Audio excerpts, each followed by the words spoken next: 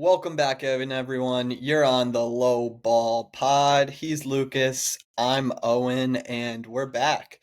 Had a bit of a little hiatus there as some of you can see, I'm in a new location now. So we had some move-in, we had some vacation, kind of that August in between transition in the year. But we're back with a super exciting video here. We're going to be previewing the NFL season, starting with the AFC today. So we're just going to be giving kind of a brief rundown on all the teams, some questions that we have on both sides of the ball, some position groups that we really like, and yeah, I'm personally super excited to jump into this. I mean, super excited for the kickoff of the season on Thursday with the Cowboys and Eagles. And, well, the Cowboys, for one, have been making headlines a little here with their interesting Micah Parsons trade.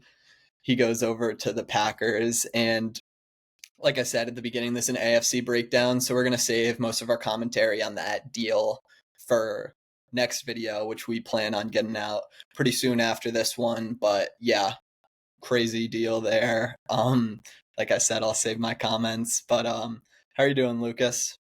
Yeah, man. Back at it. Doing good today. Happy to be back here with you, of course. Like you said, we took a little bit of a hiatus there, but yeah, I did want to give a small moment of silence for all Dallas fans as they might be going through a little bit of deja vu from back in February as well, when another superstar was traded away. But Tough hey, year. at least you guys got Cooper Flag, right? But yeah, definitely a lonely move on their front, but like we said, we're happy to be back here. And of course, as the NFL and later on the NBA get into their full swing, of course, you're going to be seeing the bulk of our content coming out. So looking very forward to that. And yeah, without further ado, like Owen said, we're going to be breaking down some of the AFC teams today. And I think we wanted to start here with the AFC East. Is that right, Owen? Yeah, we can start with the AFC East, which typically hasn't been the most exciting division the past few years with the Bills. I think they've won it like 6 years in a row or so, just about that. And before that, obviously, my Patriots ran it for about 20 years. So not necessarily the most competitive division. And I don't think it should change all too much this year.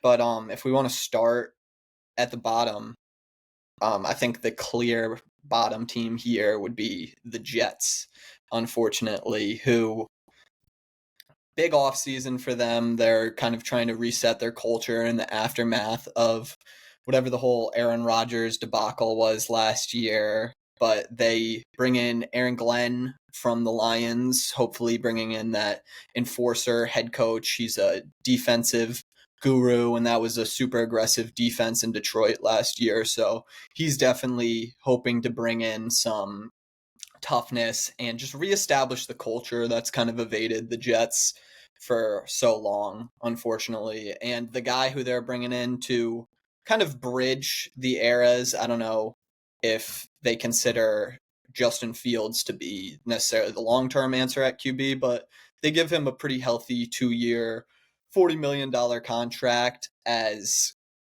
kind of a quarterback who can set a floor with that rushing upside. So I think that this team on the offensive side of the ball is really going to lean into that rushing attack. They made a lot of upgrades to the offensive line through the offseason, drafting Armand Membu at number 7 and drafted Olu Fashanu last year, who had some ups and downs throughout, but very promising, highly drafted prospect. They got Elijah Vera Tucker in the middle and John Simpson and Joe Tippmann, who are all pretty solid. Obviously, Elijah Vera Tucker is the most prominent in that group. But I think my biggest question on this side of the ball would certainly be how big of a step that Jets offensive line can take. Like I said, I think this is a team that's really going to try to lean into that toughness on that side of the ball and establish the run game. So just how big of a step this offensive line can take and really become the unit that they've invested in, I think will dictate essentially how I don't want to say like how good this team can be, because I think there is a pretty strict ceiling on what a Justin Fields led team can do for you. Justin Fields obviously it's his third team in that many years, so doesn't have the best record going in and has really struggled to read defenses as an NFL level.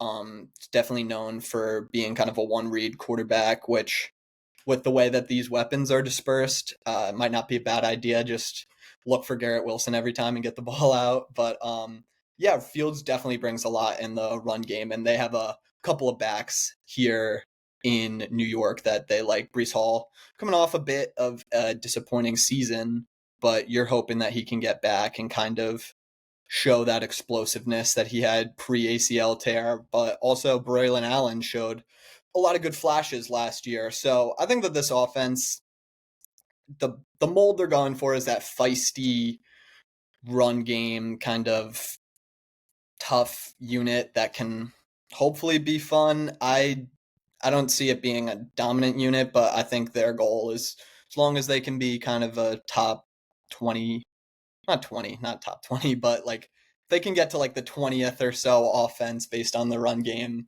set up the play action a little. I think that would be their goal here. You got any thoughts on their offense? Yeah, I think you kind of hit it on the head there. I'm sure their offensive identity is going to be attempted to be formed through that run game, like you said, with kind of that two-headed duo they have there with Brees Hall and Braylon Allen. The Braylon Mm-hmm. Allen hype has not really stopped this summer, so it could definitely be a committee this year. And that's not necessarily a bad thing, because I feel like as far as the skill set of each back, they can kind of complement each other well, where Brees is kind of more a good pass catching back, and Braylon Allen's a little bit more kind of like just dig his head into the defense and run straight through. And he might even get a little bit more of the goal line attention this year. But yeah, like you said, Justin Fields had the well documented connection, of course, with Garrett Wilson as they played together in college. But outside of that, I expect maybe the worst passing attack in the NFL this year from this team. Really not much to look forward to outside of that one elite receiver. So yeah, I definitely agree with what you said there.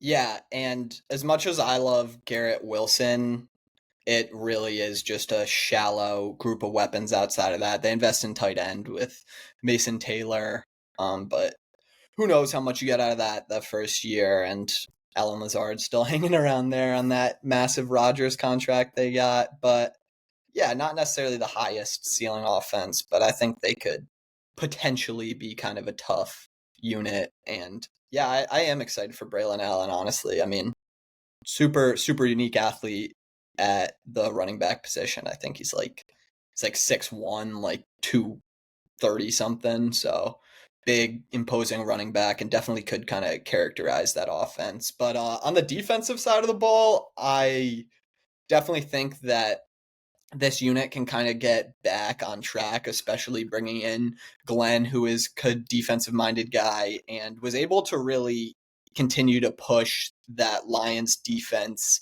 up towards the top of the league, even with all the injuries they had. Obviously, end of the season, it kind of stacks up to a point where in that divisional round, you're playing an elite quarterback. There's only so much you can do, but definitely an admirable job by Glenn here. And the Jets defense last year, it just like kind of felt like there was a breaking point. They had been such a strong unit for so long, but like when your offense is just consistently not possessing the ball, forcing you to kind of carry them, I just think it does get to a point where you're gonna catch a few extra lapses this year. They have Jermaine Johnson go down, who they're hoping they can get back this year and bolster that pass rush. So I think it could definitely bounce back as a unit. They definitely have some good talent still with Quinnen Williams heading the pass rush. Will McDonald has taken strides as kind of that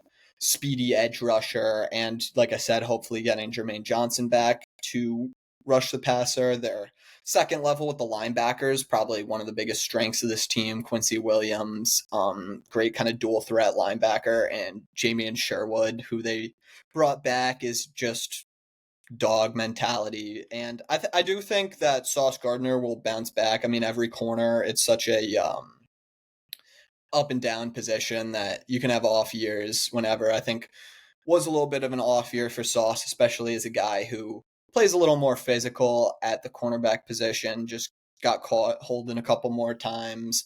It'll happen, but I definitely anticipate Sauce to bounce back. Outside of that, in the secondary, there's definitely some questions. They lose Reed and bring in Brandon Stevens, so that's an interesting decision. But yeah, at the free safety position, they're also kind of I wouldn't say they're leaving it up to fate, but Andre Sisco has shown a little bit. They draft Malachi Moore. I think Tony Adams is looking to start at that strong safety position. So just trying to keep kind of a solid floor there. Hopefully they're not one of the worst safety rooms in the league, and hopefully Sauce can take that lockdown roll back and the rest of the secondary falls through. But unless you had anything else to say on the Jets, definitely am down to end that conversation there. I don't think they'll be pushing too hard for the AFC East this year, unfortunately. But I think with the Jets, what they want to do is just kind of reinstill that culture there. So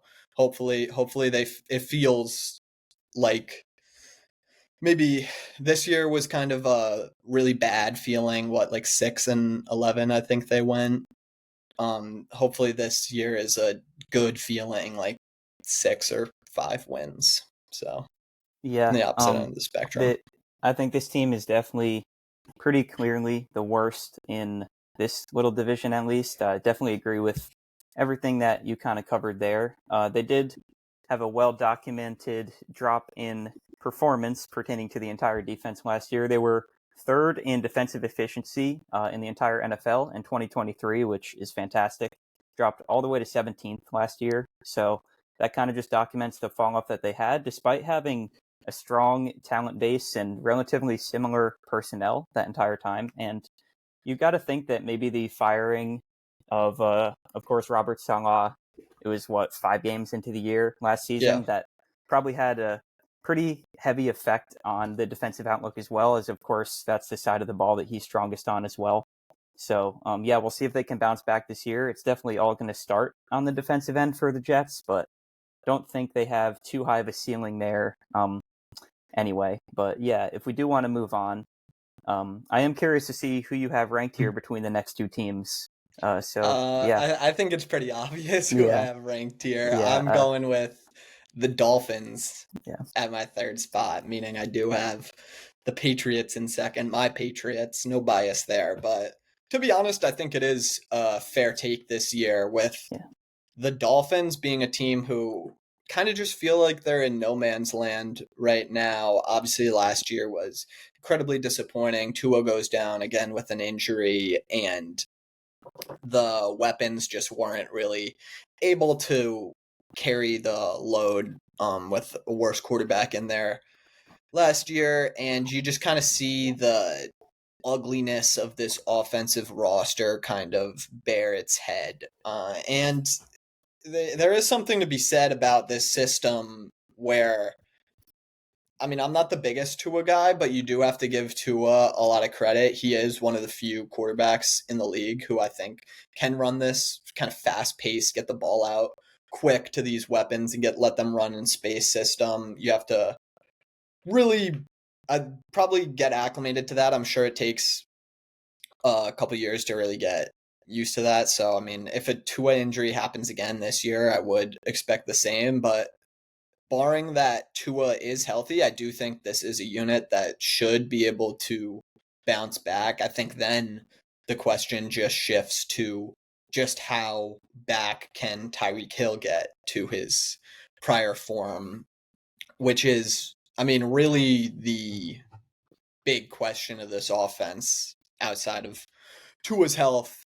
I mean, the Dolphins are kind of this team build where they really emphasized having those stars and a lot of the rest of the roster is just kind of fill in, hopefully not be among the worst of the league, and the star power and talent can carry you through. And now you have Tyreek, who's on the wrong side of 30 as a receiver whose biggest strength has always been speed, and he's coming off of just a really lackluster year, numbers down like all around the board, all his advanced metrics kind of pointing in the wrong direction. But I mean, watching him, I don't think he looked super washed. So I do think that there is maybe a chance for him to bounce back with more consistent quarterback play. I would maybe look more at Jalen Waddle to maybe establish himself in a bigger role this year. I know he had a really disappointing last year, but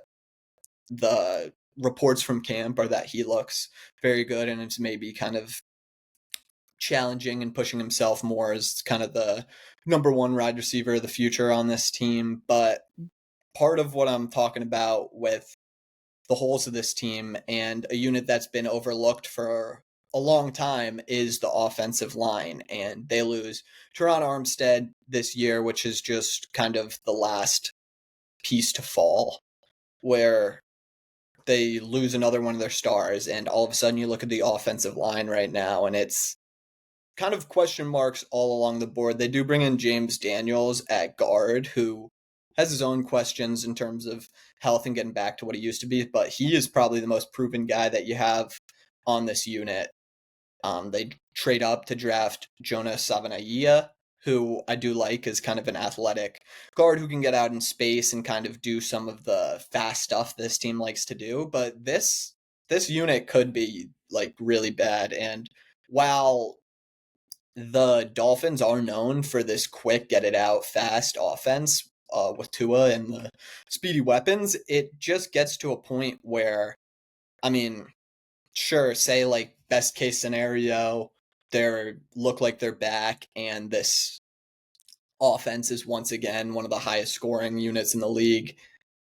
We've seen multiple years that once the playoffs come around, it gets colder. You have to travel up to Buffalo or Kansas City or Baltimore. This team doesn't really have the toughness in the trenches to assert themselves and translate and win in different ways. So to me, I think the offense feels a little gimmicky. My question would be, can some of these younger projects on their offensive line and Jonas Avanaia and Patrick Paul start to step up and take more prominent roles and maybe give this team a new look? But offensively, I mean, regular season wise, I do think they could be good, barring health. But I don't know. It's Yeah. it's not the most trustworthy unit to hang your hat on between Tua injury threat, which is obviously everlasting. Tyreek is question marks around him if he can get back, and then an offensive line that's iffy. It's a lot of questions for me on offense. A lot of Yeah. scheme, so it's a lot for Mike McDaniel to take in there. It's pretty much, I definitely agree with pretty much everything there. For me, when evaluating the Miami offense, it really just is nonstop questions. First, I just want to start with how you said what you talked about regarding the offensive line. A depleted offensive line mixed with Tua at this point in his career just sounds like it might be a disaster waiting to happen. So, definitely a scary sign there. And that was one of my main questions, of course, is can Tua play the full season? If he can, then we saw that this offense is an entirely different offense when it was him versus when it was Skylar Thompson last year, right? So, I mean, that alone is a big factor. He might be one hit away from his career being over. So that is something you can't ignore. You talked a lot about Tyreek. Is Tyreek washed? That is another one of my huge questions for this offense. If he's not, then their ceiling is a lot higher. But if he is, then, I mean, it's a pretty grim outlook overall for the team. Can Jalen Waddle bounce back? That was my other question. Well documented down season last year, and of course was largely a product of that Tua injury. But even with Tua, Waddle was not producing as his normal self as we had seen in his first couple seasons. And even going to the backfield, is Devon Achane healthy? Right? We saw a little bit about a soft tissue injury that he suffered in practice. And if that's something serious, that's just another hole they have to deal with. So maybe some Ollie Gordon to start the year. But yeah, we'll definitely see how this offense pans out in real time. But for me, there's just too many question marks to project them any higher. Yeah, and I think that's kind of the downfall of the way they built this roster, where it does rely so heavily on Tyreek Hill, who you obviously trade a couple of picks for and give him that big contract. And it does rely on Terran Armstead, who retires last season. So you lose kind of some of these stars, and it really just becomes a game of questions, like you said. It kind of just feels like their team just kind of feels like a parlay, where it's like high odds. It's like, if this happens, if that happens, if that happens, they can be good. But it's like, And it's probably I plus mean, 10,000. Right? yeah, like each part you can maybe talk yourself into, but like, I don't know. Historically in the NFL, I feel like teams with this many questions going into the year, there's always going to be at least one fatal flaw. And this team has really the potential for multiple. If we want to switch over to the defensive side of the ball, you lose Jalen Ramsey, and the glaring question, probably the biggest question on this team now, shifts to the cornerback room and just exactly what's going on with that secondary. I mean, like I said, this team obviously revolved a lot around its stars, and Jalen Ramsey was the guy carrying that cornerback room. You trade him, you do get Minkah Fitzpatrick to kind of work as maybe a kind of a shield on the back end. So maybe you won't be getting absolutely toasted 50 yards down the field. But in terms of corners, right now their projected starters are Rasul Douglas on the left side, Storm Duck on the right side, and Jason Marshall Jr. in the slot, which is just not convincing, to say the least, and probably the worst cornerback room in the league. So that's a big question. The good news is, I do think maybe the most sure thing and biggest strength on this team would be the pass rush. Chop Robinson had a fantastic rookie year last year, and he proved to be kind of everything you wanted in that pick. He was a great speed rusher, and honestly had a lot more power than I expected, especially in kind of his lower half. He's a pretty well-rounded pass rusher and definitely had a lot of efficiency and put up some good numbers last year. And inside, you still have Sealer, who has been great. They invest another pick in Kenneth Grant in the first round to pair with him on the inside of that D line, which is really something that this team has needed to do. I mentioned that they haven't necessarily been the most tough team. They've been a little gimmicky. Their trenches have been questionable. And with the first two picks in the draft this year, they go Grant and Sabaniah, which I really do like in terms of kind of establishing that toughness again and trying to put up more of a fight in the trenches than they have historically as kind of a team that's gotten pushed around. And then on the end, I mean, one slight question would be seeing who between Jalen Phillips and Bradley Chubb. I think you only need one of those guys, preferably, to make it out healthily. I mean, it would be great if you had both of them, and it would be a really even scarier pass rush. So I guess the overall ideal plan or blueprint for this defense would just be having such a dominant pass rush with those three edge rushers and Phillips, Chubb, and Robinson. And then inside with Sealer and Grant. Hopefully that's just so overwhelming that maybe it doesn't matter as much that you have a weaker secondary, but still a question nonetheless. And it just doesn't feel like necessarily a defensive unit that is going to be carrying a team. So it is still a lot of pressure on the offense, I would say. Yeah, and I mean, at the end of the day, it's just we flip from the offense to the defense, and it's just more questions, right? And with Miami, of course, with Ramsey last year, they were actually top 4 in yards per game allowed. So they did have a very successful defense last year, and of course, they can still kind of get there, but it's just a matter of putting all the pieces together and seeing how the young guys can mesh together as well. But yeah, I'm definitely with you here on Miami. On both sides of the ball, just too many question marks to rank them any higher in their division.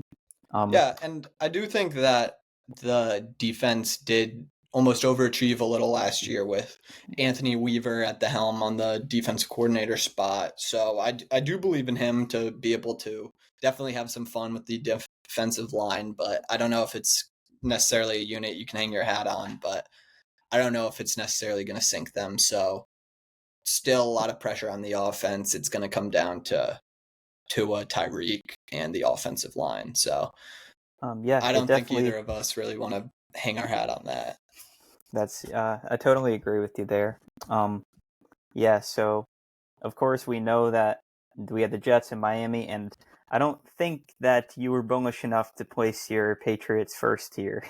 I So wasn't, yeah, unfortunately. so I'm guessing Even they're coming in here at number 2 for you even though in the. sometimes we do manage to squeak one out against the Bills on semi-yearly basis, we beat them. I mean, last year wasn't necessarily the most real win in week 18 with some of the starters sitting, but beat them with Mac Jones a couple times. But regardless, the Patriots are a super interesting team going into this year. I mean, last year, the whole Gerard Mayo experiment obviously kind of crashes and burns. And I don't think a lot of people really realize just exactly how much of a disaster the Gerard Mayo hire was. He was just visibly very clueless out there and just, I don't think, was ready for a head coaching job, which is fine. And I wish Gerard the best. I mean, he was a great player for us for a lot of years, but I think bringing in Mike Vrabel this year to kind of shore things up at the head coaching position really can't. You really can't emphasize that move enough, and just the culture and toughness that Vrabes brings to your team. Already, you can kind of see this team is a lot more adult going into this year, and they bring in a lot of veterans to match that too. Obviously, the Patriots are the biggest spenders of the off season, and you're getting a team now that is just kind of characterized by Mike Vrabel and has some of these guys who he has handpicked to really carry this culture throughout. You have what I think is like a very hardworking culture across the defense now, bringing in Milton Williams. The reports have been great for him as a leader on the defense. Robert Spillane, hard hitting linebacker who's a very heady player, and Harold Landry, who comes over from Tennessee, where Vrabel was originally, and is just kind of one of his guys who knows how Vrabel wants to play, can further establish what he wants to do. So I feel pretty good about the defense being much improved this year, but really the emphasis and the focus is going to be on the offense and Drake May. I'm going to try to keep things to a set time here with Drake May because I could ramble on for a while, but I mean, Drake May last year, I was extremely nervous about throwing him into the situation that he went into last year. And I mean, I have to say, like, he passed with like flying colors. I think it was maybe the worst situation like a top rookie quarterback has been thrown into in a long time. I mean, that team really just had absolutely nothing going for him. The pass protection was, I would believe you if you said it was the worst in the league. The run game could not get going. Ramondre had a career low season, and the weapons were probably the worst in the league too. I think Kayshon Boutte led the way with like 500 yards.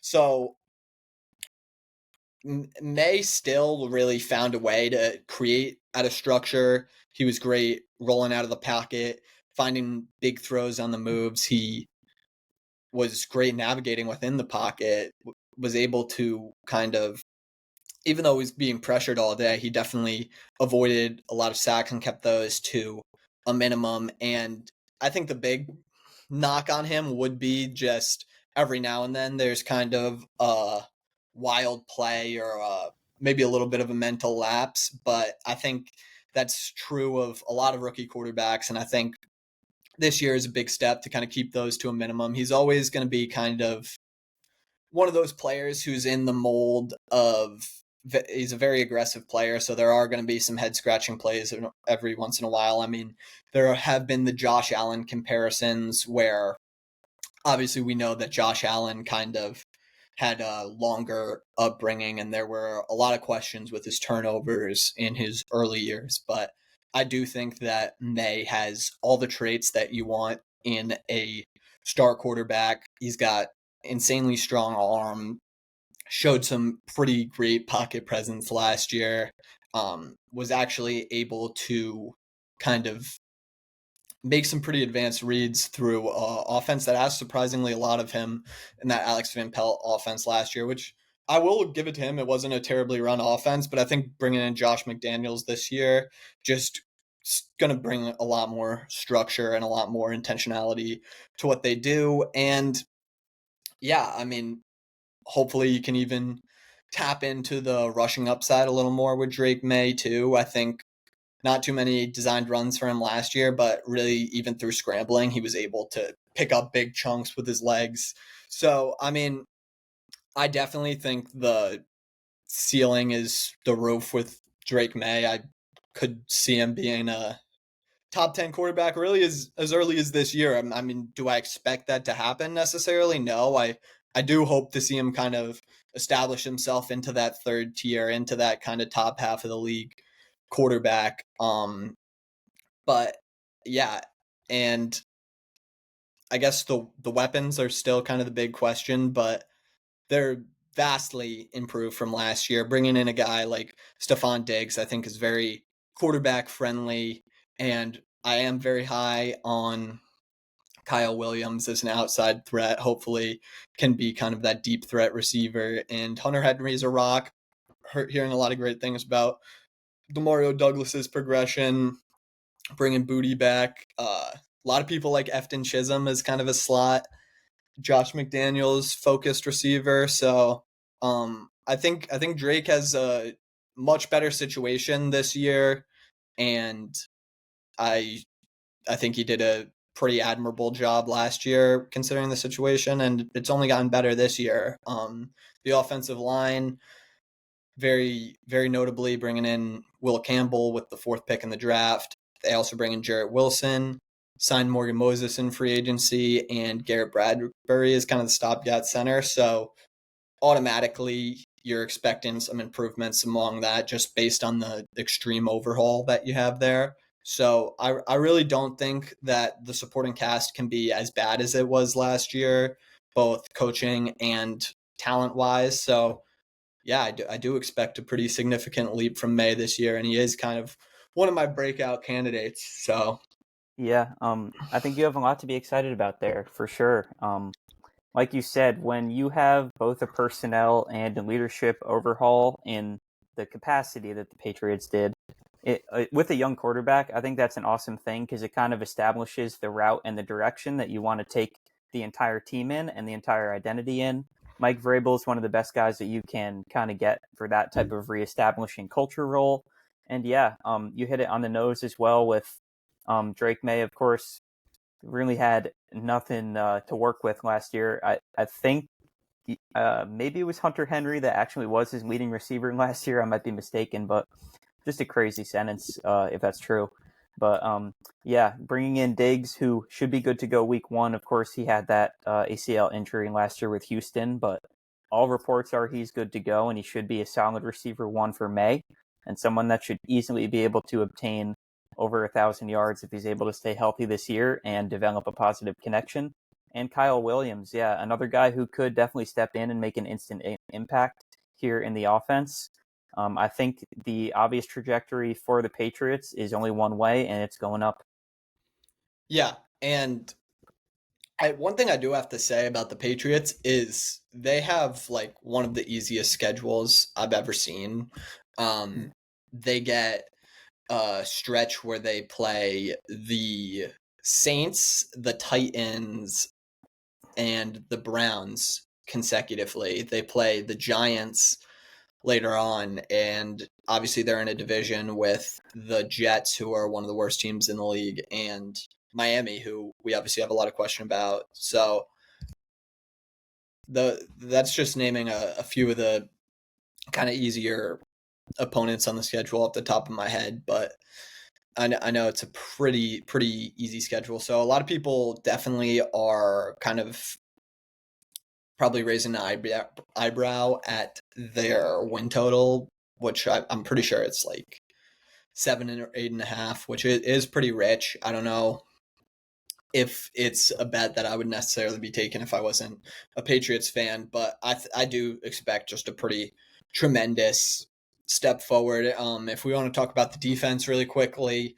I think a big addition, not one of the free agents that I mentioned earlier, is getting Christian Barmore back, who was kind of the foundational pieces for this team pre last year, and he battled with blood clots last year, so you're hoping that you get a full Barmore back, and he is just kind of a guy who can head up your pass rush from the inside, and I think pairing him with Milton Williams definitely could be pretty scary, pressing the middle of the pocket, and then hopefully whipping kind of their more athletic kind of Harold Landry and Clevon Chasons around the outside. You can do some interesting stuff with Keon White on the pass rush too. I mentioned Spillane. He's going to be kind of their starting middle linebacker. And then the secondary is really the flagship unit of this team. Obviously, Christian Gonzalez, probably the best player on the Patriots right now. One of the true lockdown corners in the league, probably top 5 in most people's eyes.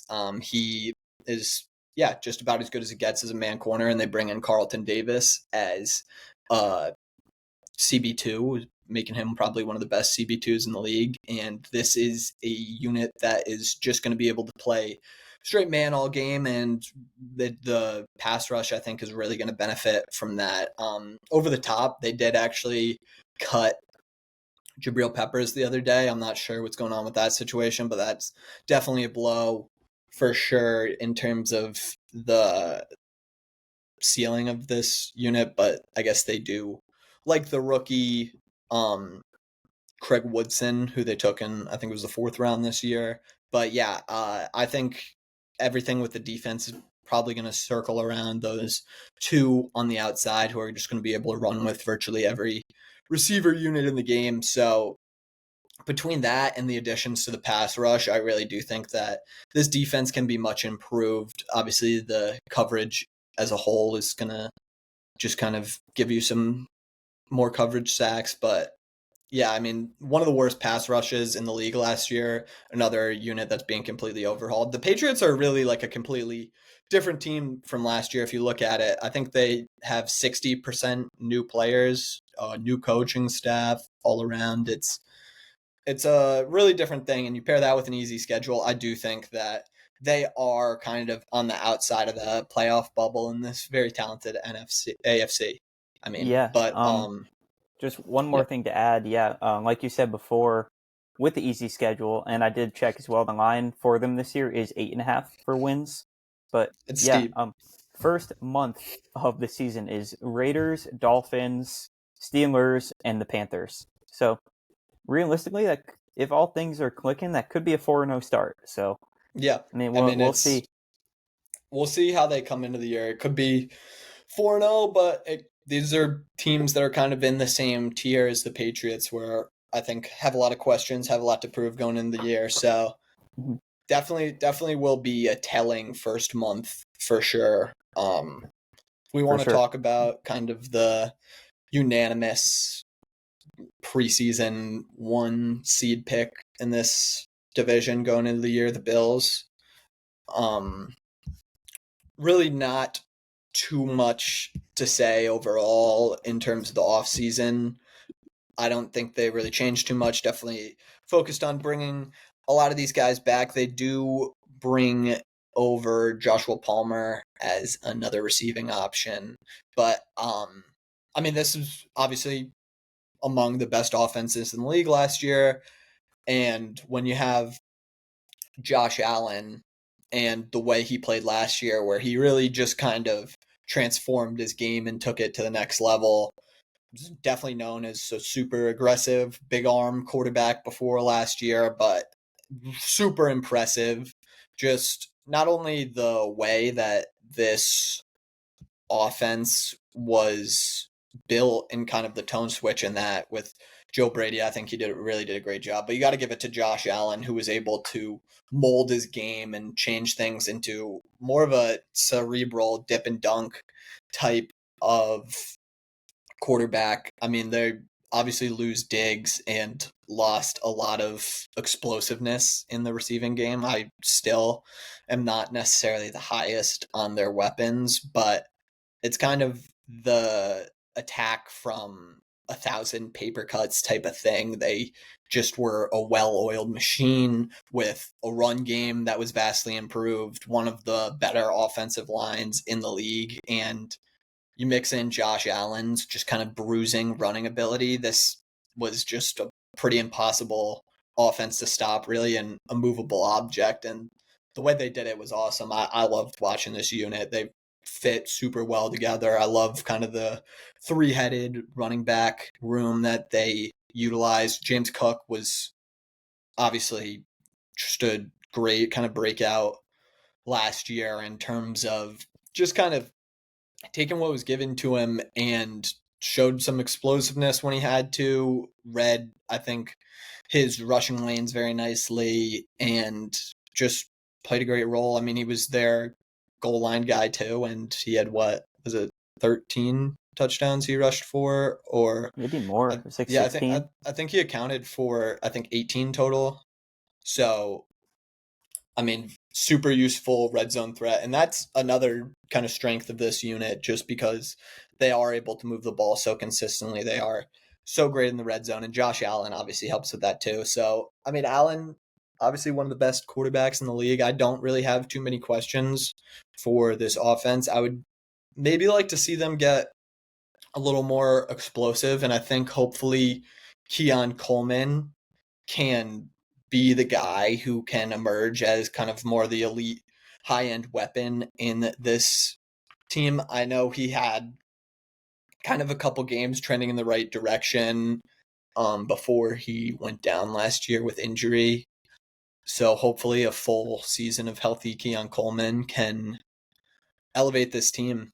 He's obviously a very, very talented prospect. I think they drafted him as maybe the first pick in the second round last year. So definitely Yeah, expecting a lot from him with his big frame, and not necessarily a guy who gets a lot of separation, but is still kind of able to bring in a lot with his frame, has good hands, and I think could be a very good deep weapon for Josh Allen. And obviously yeah, underneath you have Shakir, who's as trustworthy as it gets. So for sure.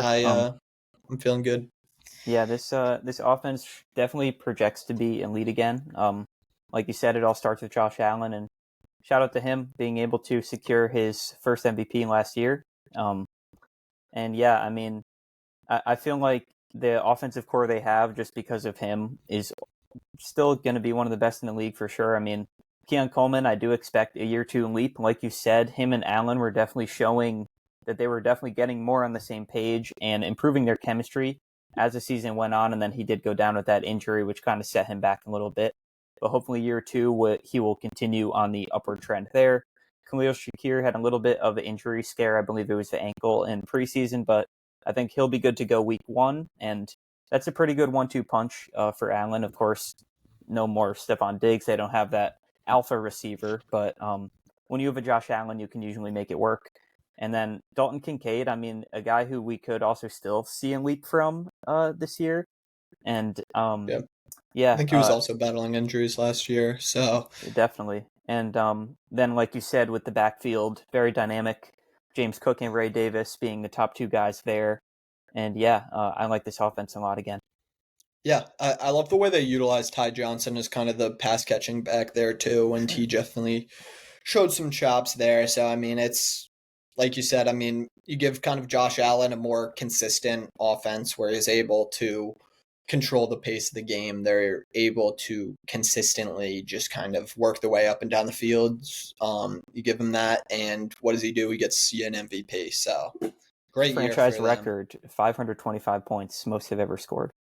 So yeah, and they could definitely repeat that again. But as it always seems to be, the more questions for this team are on the defensive side, where it feels like this unit kind of always figures it out, but isn't necessarily like a super high powered unit. But it feels like they usually are able to just do enough for Josh Allen to bring them to the AFC Championship game. And then obviously the Chiefs have a pretty good track record against these guys. So, I mean, their big move was bringing in Joey Bosa, who I think is kind of the right type of flyer that you take when you're a contending team. And if you do get a fully healthy season of Joey Bosa, that might just be the piece that kind of unlocks this pass rush and makes it one of the more elite units in the league. I do like kind of the rest of the depth that they have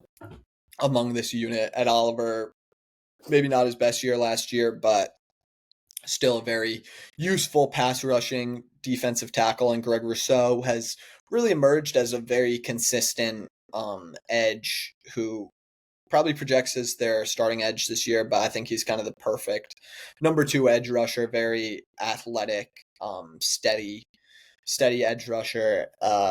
And they have a lot of depth. They invested a lot into the defensive line here. They draft TJ Sanders, Landon Jackson, and Deone Walker, who all could rise into very prominent roles here. A lot of potential there. And on the back end, just kind of more consistency with Christian Benford, who they paid this offseason, is just actually, to me, he kind of like characterizes this defense. Not a super like flashy player, but just kind of in the right place at the right time. Very good zone corner and is very technical.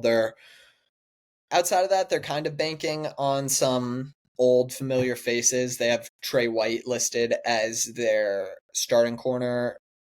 Obviously, the injury to their first round pick, Maxwell Hairston, does kind of hurt. I'm not sure how much he's out for, but he is on IR. So seems like a solid amount of time there. So it is going to be a little bit of a question. And then in the back half of the secondary, they have I think their second round pick from last year, Cole Bishop, as their free safety. And this is a unit that has historically relied a lot on these safeties. So if they can get an impact out of him, that would be big. But Terrell Bernard and hopefully you're getting Mac Milano returning. So I mean the linebacking unit is another just consistently solid part of this defense. So there is a lot of, I think, upside for maybe more than just solid this year in terms of the pass rush, depending on how much they get from Cole Bishop on the backside. He's definitely kind of an X factor, and I'm not sure if they'll be able to get Maxwell Hairston back at all this year, but he would definitely be another X factor as kind of just trying to find more star talent on this defense. It's not the flashiest unit, but typically they have been able to put it together as enough as it has needed to be. So not the most exciting unit, but I guess the question is if some of these flyers and rookies and shots that they took in free agency can pan out and hopefully create more than that and get more into kind of the top 10 range of a defense, where then you'd really be cooking with a mixture of that and the Josh Allen offense. But yeah, steady man. all along the lines, and when you have a steady team around Josh Allen, the sky's the limit. Yeah, I agree 100%. If they can get that defense into the top 10 this year, this team is going to be even more terrifying than they already are. Like you touched on a little bit, definitely the weak point for them, I feel like overall, was the secondary last year, where they did allow in total around 3,600 passing yards, and they struggled mainly against, I think, the top quarterbacks. I definitely think that is their main shortcoming, and definitely not what you want to see when it is playoff time, of course. But yeah, that's the next step for the Bills, and I still am optimistic on them overall this year. And when you have a talent like Josh Allen at the helm, any year could be the year. So, yeah, that's pretty much the coverage there for the AFC East. I don't know if you had anything more you wanted to touch on for the Bills. Otherwise, if you want, we can definitely move right on to the North. And I think it is a pretty easy choice for the bottom here in the North. I'll pass it along to you. Yeah, it's super easy choice, but the Browns, they did find a way to hang on to Myles Garrett this year, so they have that to look forward to. I guess the Browns, I don't really want to spend too much time on them. They're definitely a team that is kind of looking towards seasons beyond, and you could spend a lot of time trying to break down this quarterback room and trying to figure out whatever they're doing there. But right now, Joe Flacco is the starter, and I think Gabriel is up next with Shador Sanders, certainly causing a ruckus, but third string quarterback at the end of the day. So I think Flacco, obviously his time as the starter there is going to be limited.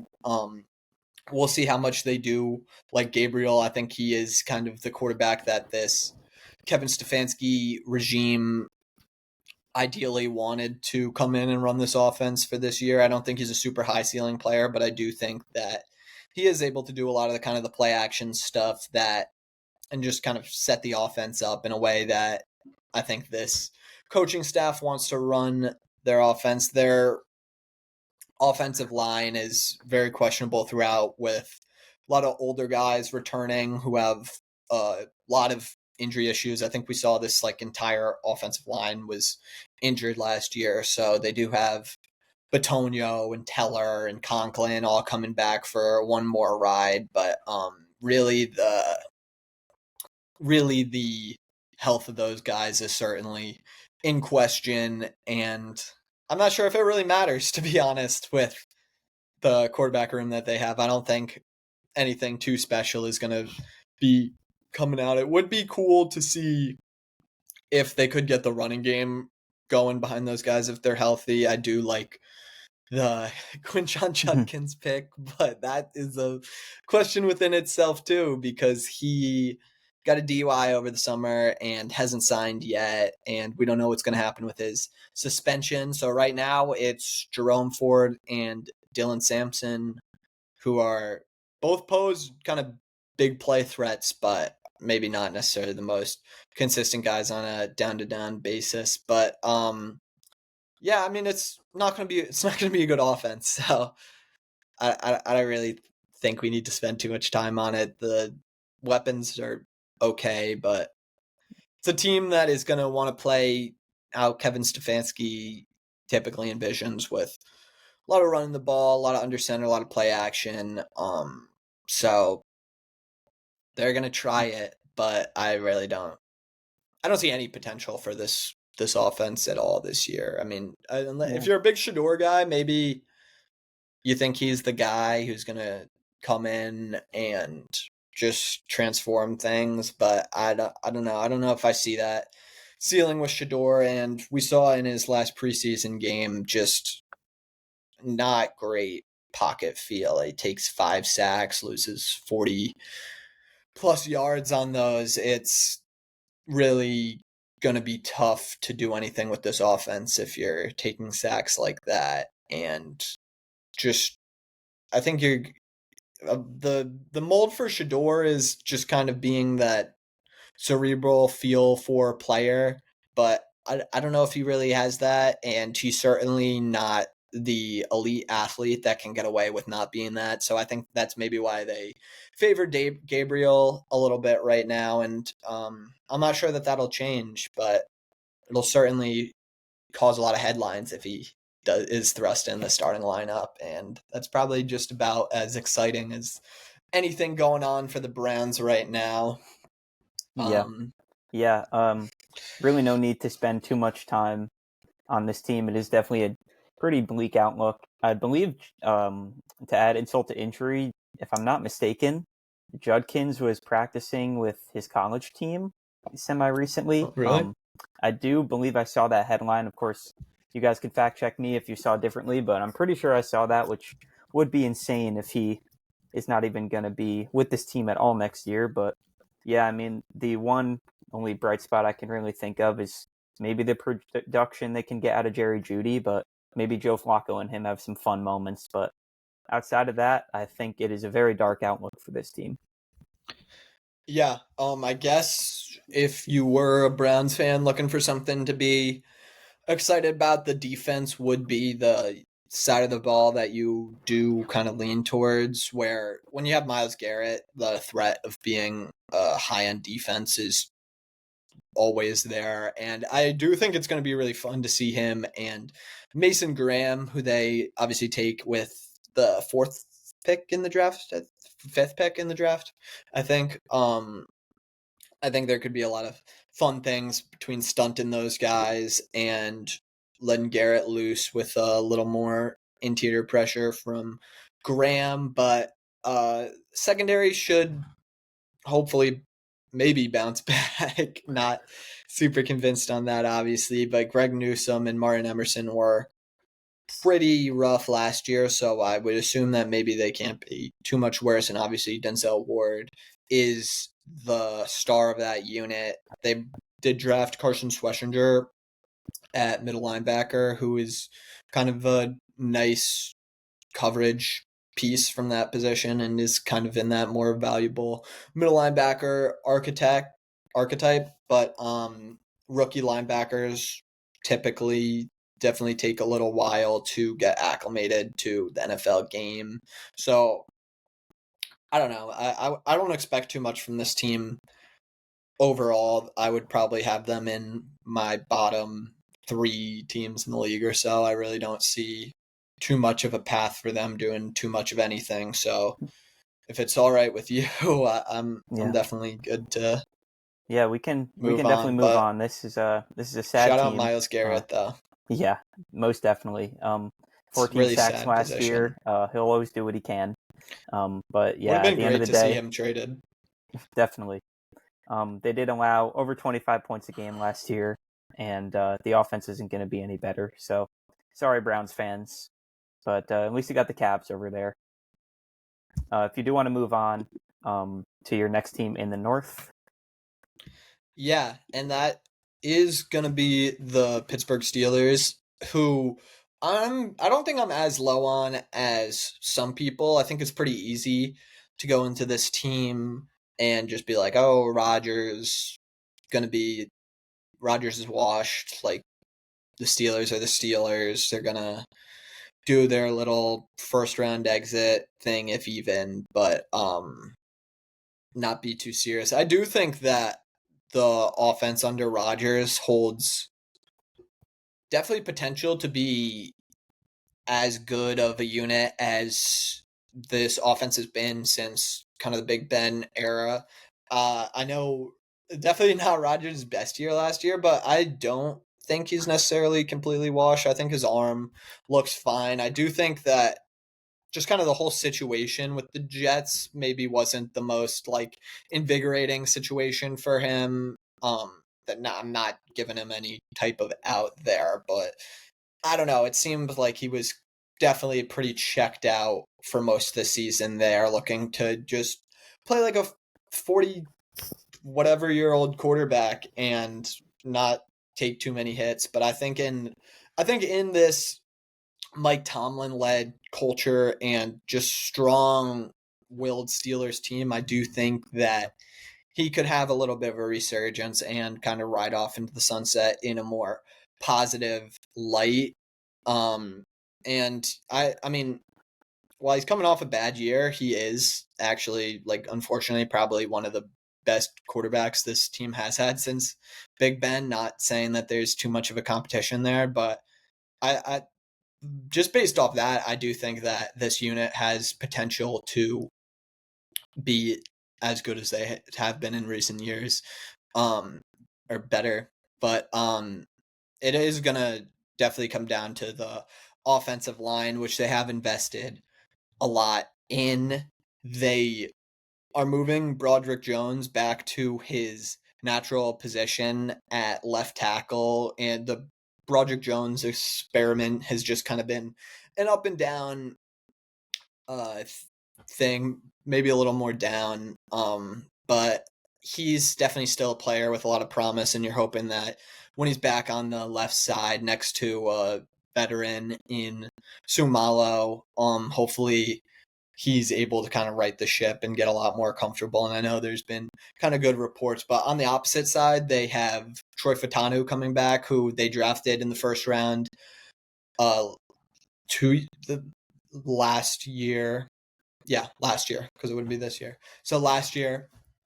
And I really liked Fatanu coming out as a really technical blocker, very instinctive and great reaction time. I think that he could definitely be a kind of hallmark right tackle for this team. And he only got to play one game last year, so you're definitely hoping for a lot from him. And he'll be next to Mason McCormick, who was pretty solid for a late round rookie last year. He filled in pretty admirably, but their highlight rookie was definitely Zach Frazier on the inside, who was one of the best centers in the league as a rookie and is just kind of a tough guy who can really get down in the run game and is just kind of just plays with like that fighting like play style. He's super fun to watch. So I do think that the run game could be pretty strong in this Arthur Smith wide zone style run game with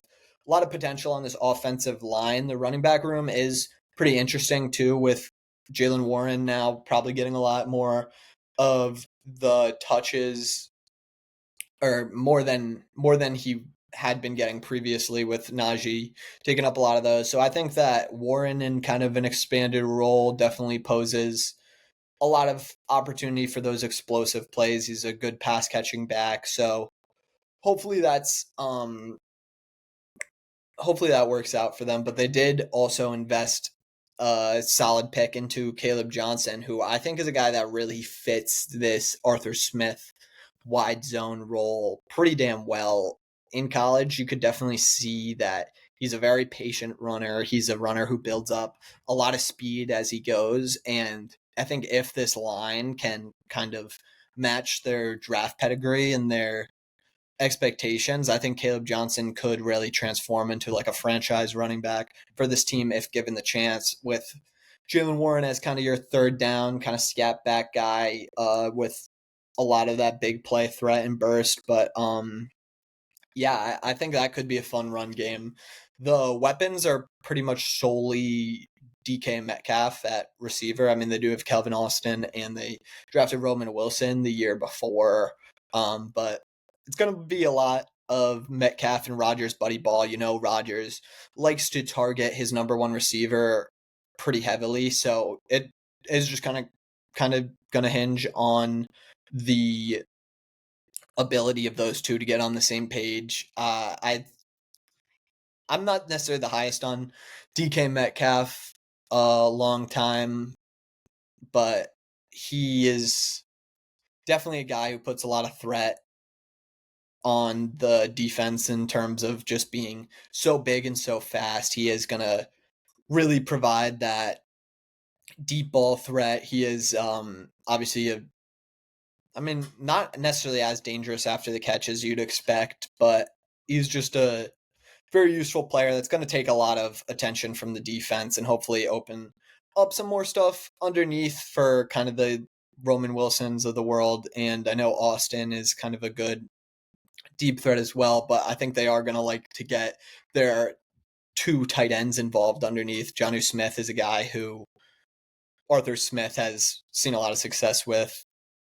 I think this is his third different team that they're together with. They weren't together in Tennessee and then Atlanta and now in Pittsburgh. So they're going to want to get the ball into his hands, see what he can do. And Freiermuth is just a solid tight end. So it's a solid offense. I think it's built out pretty well. I think if Rodgers can bounce back, it really can be kind of one of the better units that the Steelers has had offensively in a while.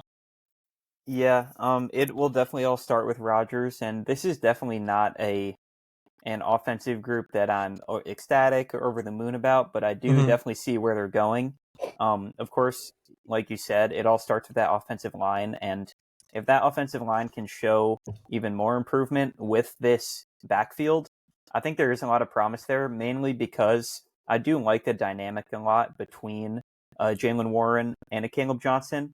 Not exactly sure how much volume Caleb is going to get out the gate, but eventually I feel like his skill set, like you said, is pretty perfect for damn near a 3-down back, and then Jalen Warren's kind of more of the pass catcher type of back. So I really do like that dynamic. Maybe you can even line them up together, like we see sometimes Tampa do or some other teams. But yeah, I'm with you there as well with Metcalf. I'm really not the biggest fan of DK Metcalf, and someone who has definitely gotten his own way before as well.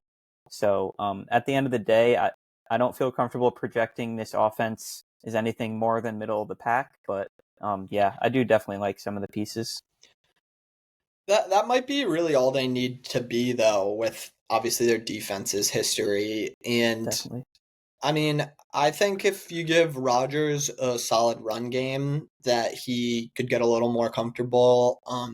So a lot of it really does depend on this offensive line that does have a lot of potential, man. I mean, it really does. If you go along, you got those 2 first-round picks at tackle, and then the interior of the line has been performed pretty well so far. So, I mean, definitely some potential there. But yeah, like you said, I mean, not through the moon. They're not going to be like a top 5, one of the best offenses in the league. I mean, they are shooting for average, and hopefully that's enough when paired with this dominant Pittsburgh defense that really has been so great over the years. TJ Watt did take a little bit of a step back last year. I think that should be noted. Definitely showed a little less twitch off the edge, I'd say. And it was his worst season rushing the passer. But I mean, the good news for Pittsburgh is they have a lot of guys who can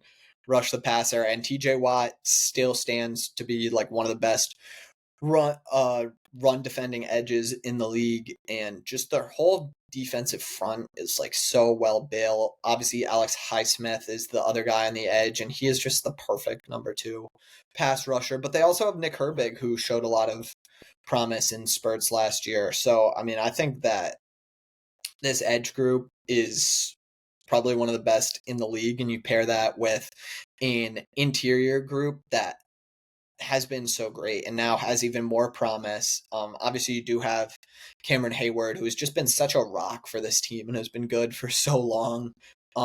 Just kind of the ageless wonder inside, does both rush the pass and defend the run. And Keanu Benton, you're hoping continues to get better and develop. I know there's a lot of promise for him as another pass rushing and interior guy, but Derek Harmon, unfortunately, he was injured the other day, but he's a prospect that I liked a lot as another kind of D tackle who's very honestly very similar to Cam Hayward in that lanky build, can rush the passer, strong against the run. I really just can't say enough good things about this front. And I mean, last year I think they found something really nice in the linebackers between Patrick Queen, who is a fantastic blitzer, as they gave him his bag and he lived up to that, I would say, performed pretty well overall as a linebacker. And last year, Peyton Wilson really emerged as their kind of pass coverage linebacker, but they did pair him a lot with Landon Roberts as more that thumping run stopper. So it will be a lot on Peyton Wilson if he can kind of develop more of the run game and become a little more solid in there. But I would say the corners are probably, or not the corners. The safeties are probably the big question now when you let go of Minka Fitzpatrick. There's definitely going to be kind of missing that overall just kind of sheet coverage over the top. But the corners, you do get Jalen Ramsey in that deal, who I think has still got a lot in the tank, and I do think can be one of the premier nickel backs in the league. And you're definitely gambling a little bit with the outside corners with Darius Slay, who is just kind of any year now maybe going to fall off that cliff in terms of, I think he's like a 34, 35-year-old corner. Obviously has been serviceable for the Eagles the past few years. And then Joey Porter was really a promising corner going into last year for the Steelers, but just was a little bit off. So I'm not completely out on him. Like I said earlier, it is an up and down position, but really this secondary is kind of the big like seesaw for me on if this is going to be kind of like a number one defense in the league like they have been in the past, or if they are going to have maybe a little bit of a weakness. They do have kind of some aging players and questions around Porter Jr. and the safeties, but I do think that, I mean, I do see the potential for this being the best defense in the league. And when you pair that with maybe hopefully an average offense, you could see some good things and maybe some better play than we've seen from the Steelers in recent years, and maybe they'll get over that playoff win hump.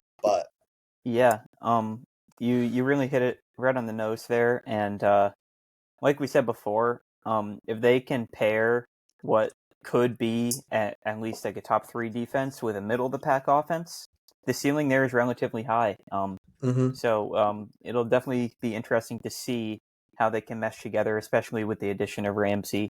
And if we did want to move on in the AFC North, I'm sure I know what team you have next, and it's just kind of funny because it's pretty much the exact opposite type of identity than the team we just covered. So yeah. yeah. And honestly, I think these teams are maybe a little closer than people would like to admit. I feel like the Steelers just get kind of a bad rap for just being so predictable every year.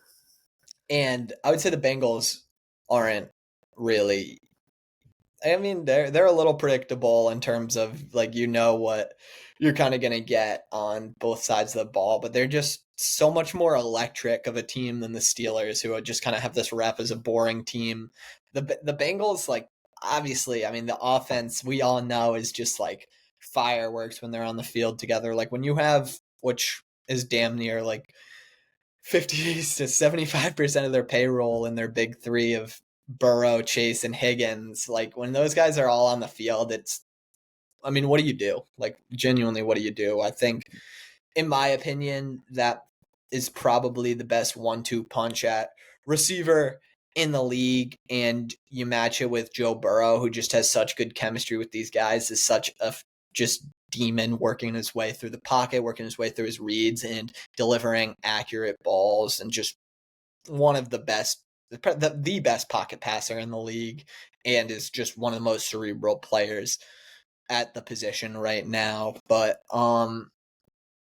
a question here, I guess, has been the offensive line over the past few years, which there's still kind of the same questions that haunt this team. The Bengals really are going into this season kind of with a lot of the same questions that they had last season, and obviously last season didn't result in a playoff berth, so there is definitely reason to be worried about this team.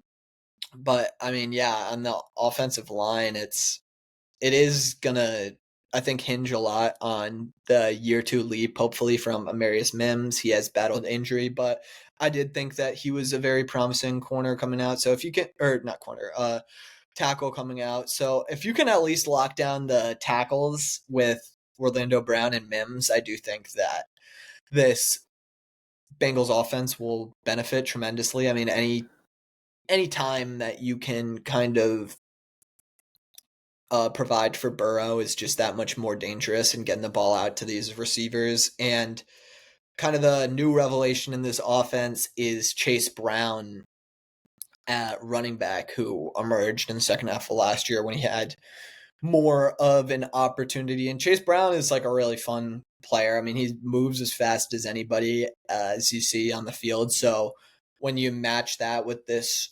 offense, you have to worry so much about the down the field threats if you can just dump it off to Chase Brown and he is able to just accelerate and burst down the field. I think it's really scary. So, I mean, it's an offense that we're familiar with. It's a great, fun offense to watch and is definitely a threat to be the best offense in the league. Although, I mean, it's not necessarily the most dominant run game. The pass game is just that good, and the run game can be passable. They have been able to kind of evolve and draw up some decent stuff through the years. So, I mean, if the tackles can kind of elevate the offensive line a little bit, and I know they invested a fairly high pick in Dylan Fairchild, one of the interior offensive linemen. If they start to build something there, then you can really just, I mean, the offense is already a nightmare, but can make things even worse and really become the best offense in the league. I think is definitely the ceiling for this unit. That is easily the ceiling for this team. Fireworks is probably the best way to describe this team, like you said. 472 points on the season last year, which is a new franchise record. Joe Burrow led the NFL in both passing yards and passing touchdowns, and I don't think it was necessarily close. And they ranked first by far in passing efficiency as well, and had the most 20-yard passing touchdowns of any other team in the league. And my concern with this team just starts with all those stats I listed, and it cultivated into a 9-8 season. So when we flip to the other side of the ball, of course, that's kind of where all the shortcomings stem from this team. When you have a triple crown receiver and your team can't even make the playoffs. I do have to say, like, my bigger question for this team is, like, they have been so bad at starting the season the past few years. Like, last year, they lose to my Patriots in week 1, who just really had no business winning that game with Jacoby Brissett as the starter. And, like, it's just a bit of a joke. They've That was such had a bad I think loss. they've lost their past 3 opening games. So it's like, if you win that game, you're in the playoffs, like the Bengals went down to the end of the season and it wasn't till the late afternoon where the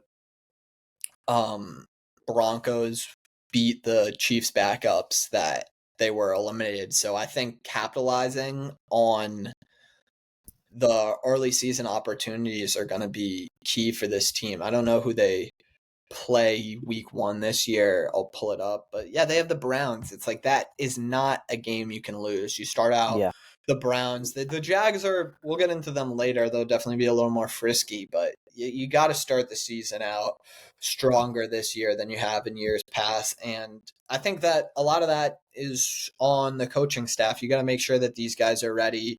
And I think if you miss the playoffs again this year, then you fire the defensive coordinator last year in Lou Anarumo. It's like, there's really only so many more moves that you can make and blame you can shift until it goes back to the head coach in Zach Thomas. So it's just it's gonna rely a lot on that. It's gonna rely a lot on how not bad this defense can be. I mean, nobody's going into the year raving about the Bengals defense, thinking that they're going to be a top of the league unit. But if they can just manage to be around like the 20th or 23rd best defense in the league, it would really just go a long way for this offense that can put up 30 points a game. And they do get the Trey Hendrickson deal done last week, which is really just shocking. I can't believe Trey Hendrickson agrees to a 1-year, $30 million deal. He just gets the complete short end of the stick there and doesn't get that long-term protection that he was really advocating for. So I don't know why Hendrickson did that, but the Bengals should be very thankful because they're getting just one of the best pass rushers in the league. I think 17.5 sacks last year for Hendrickson, leads the league. And he is, the true bright spot of this defense. Saw a lot of double teams last year and was still just able to work his way through it. So hopefully this year, they do get Shamar Stewart signed finally. Hopefully you can kind of have a wingman to him on the edge. I mean, Shamar Stewart is definitely more of a toolsy prospect, not much production in college, but you're going to need stuff from him early for this defense to be good. You also have Miles Murphy, who is kind of another failed toolsy prospect that they invested in. So, I mean, hopefully like one of those guys can emerge. They invested a high pick in Chris Jenkins Jr. last year, who was, I think, a bit injured and off and on. So you're going to need him to kind of enforce the inside and be kind of that sure thing D tackle that you wanted before. But as you move further back into this defense, I think the questions kind of just continue to pile up a little more. Logan Wilson is definitely a solid middle linebacker to hang your hat on, and not a guy who's going to tank your defense, but Demetrius Knight Jr. is going to be kind of their other linebacker in there, who I believe is going into his second year. There's going to be a lot on his shoulders this year, filling in for Jermaine Pratt, who they lost and who took a little bit of a step back last year, and is probably part of the reason why this defense was so disappointing. So, asking a lot from the second year linebacker. They do bring in Oren Burks, who is kind of an intriguing prospect at linebacker, maybe is able to kind of carve out a role for himself there. But in the secondary, I think is easily probably the weakest unit of this team and one of the weaker units in the league. You have Daxton Hill, who did actually show some great flashes last year at corner, making the transition to the position. So he's coming back from injury, so still not sure what you're able to get from him. But you're definitely relying a lot on him in terms of coverage. And I mean, their cornerback duo is Cam Taylor-Britt, and right now their second outside corner listed is DJ Turner. So it's just like, I don't really know what you're expecting from this unit other than being the bottom three in the league. I mean, they're going to get torched. I mean, I really don't know what else to say. So, I mean, you got to hope that the pass rush is that dominant. The safeties are all right in Geno Stone and Jordan Battle, but nothing special. So, I mean, the second half of this defense really needs to prove themselves this year, to say the least. Yeah, to say the defense last year was bleak, it might be an understatement. Just a couple stats even to encapsulate that. Allowed over 25 points a game, and this Bengals team, they actually set a record for the most losses while scoring over 30 points, which is just a very, very sad place to be. Obviously, kind of sums up their season, having an explosive offense, but defense just cannot cover them. And I believe I forget what week it was, but when they lost to Pittsburgh, I believe the Steelers put like over 40 up on the board against this team. And even Jamar Chase in like the post-game presser, he even said something about the defense. And when your offensive superstars are making comments like that, it kind of just shows maybe the culture that's going on in there, and just not what you want to see as a Bengals fan. Of course, if this team can make any type of step in the right direction defensively, then their ceiling is going to catapult because of how elite the offense is, but don't know how realistic that is this year.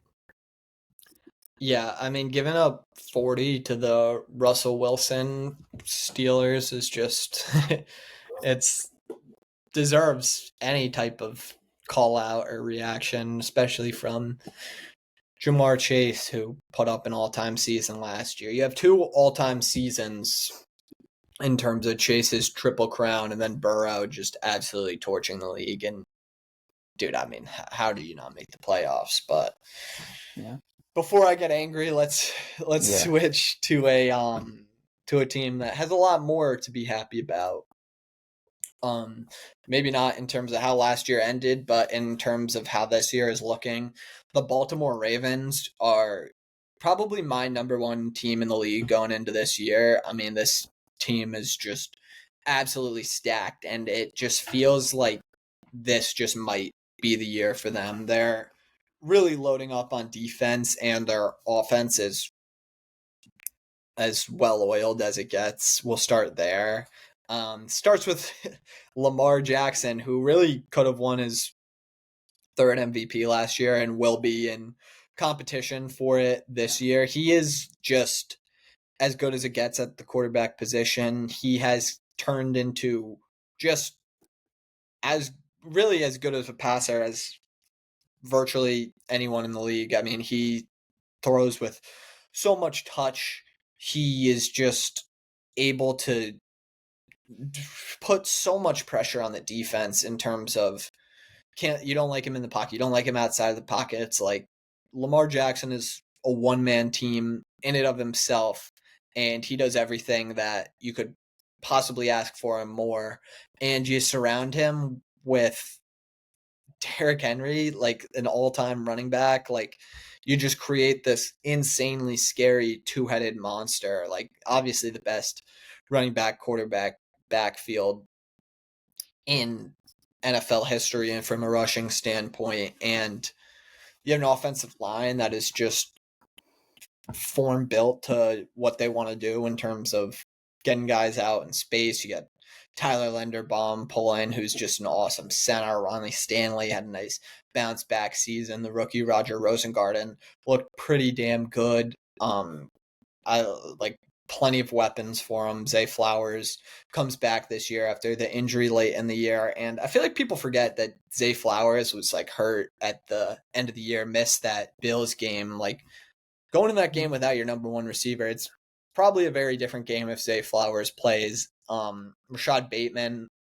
great year last year, is just really perfect at that X role for them. And you take a flyer on DeAndre Hopkins, who I like for this team. Hopefully Mark Andrews is able to catch his gimme balls this year, and this team can just do what they've been built to do and win the Super Bowl. And I think Lamar really deserves it, man. He's just such a special player and so fun to watch. I mean, Lamar Jackson just moves differently than like really 99% of athletes ever. I mean, when you watch this guy, you can just tell he's so special in his ability to create time for himself, move around the pocket, throw on the run, throw from the pocket. He's just built his game so much to this point to where he's just unstoppable. He can make pretty much every throw. He just is always a threat.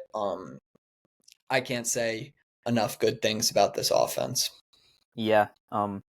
There really, honestly, not too much to talk about here because you kind of just encapsulated it. I mean, Lamar, I wholeheartedly agree. He is one of the most skilled quarterbacks I've ever watched, and maybe the quarterback I've had the most fun watching in my time as an NFL fan. I mean, he's just electric and can make a play from anywhere on the field. And when you add in Derrick Henry, like you said, and just keeping the defense guessing on a next level, like with those two in your backfield, like it's just impossible to predict what's going to happen. Zay Flowers, an awesome, speedy top receiver. Really like his skill set, and him and Lamar's chemistry has just continued to grow each and every year.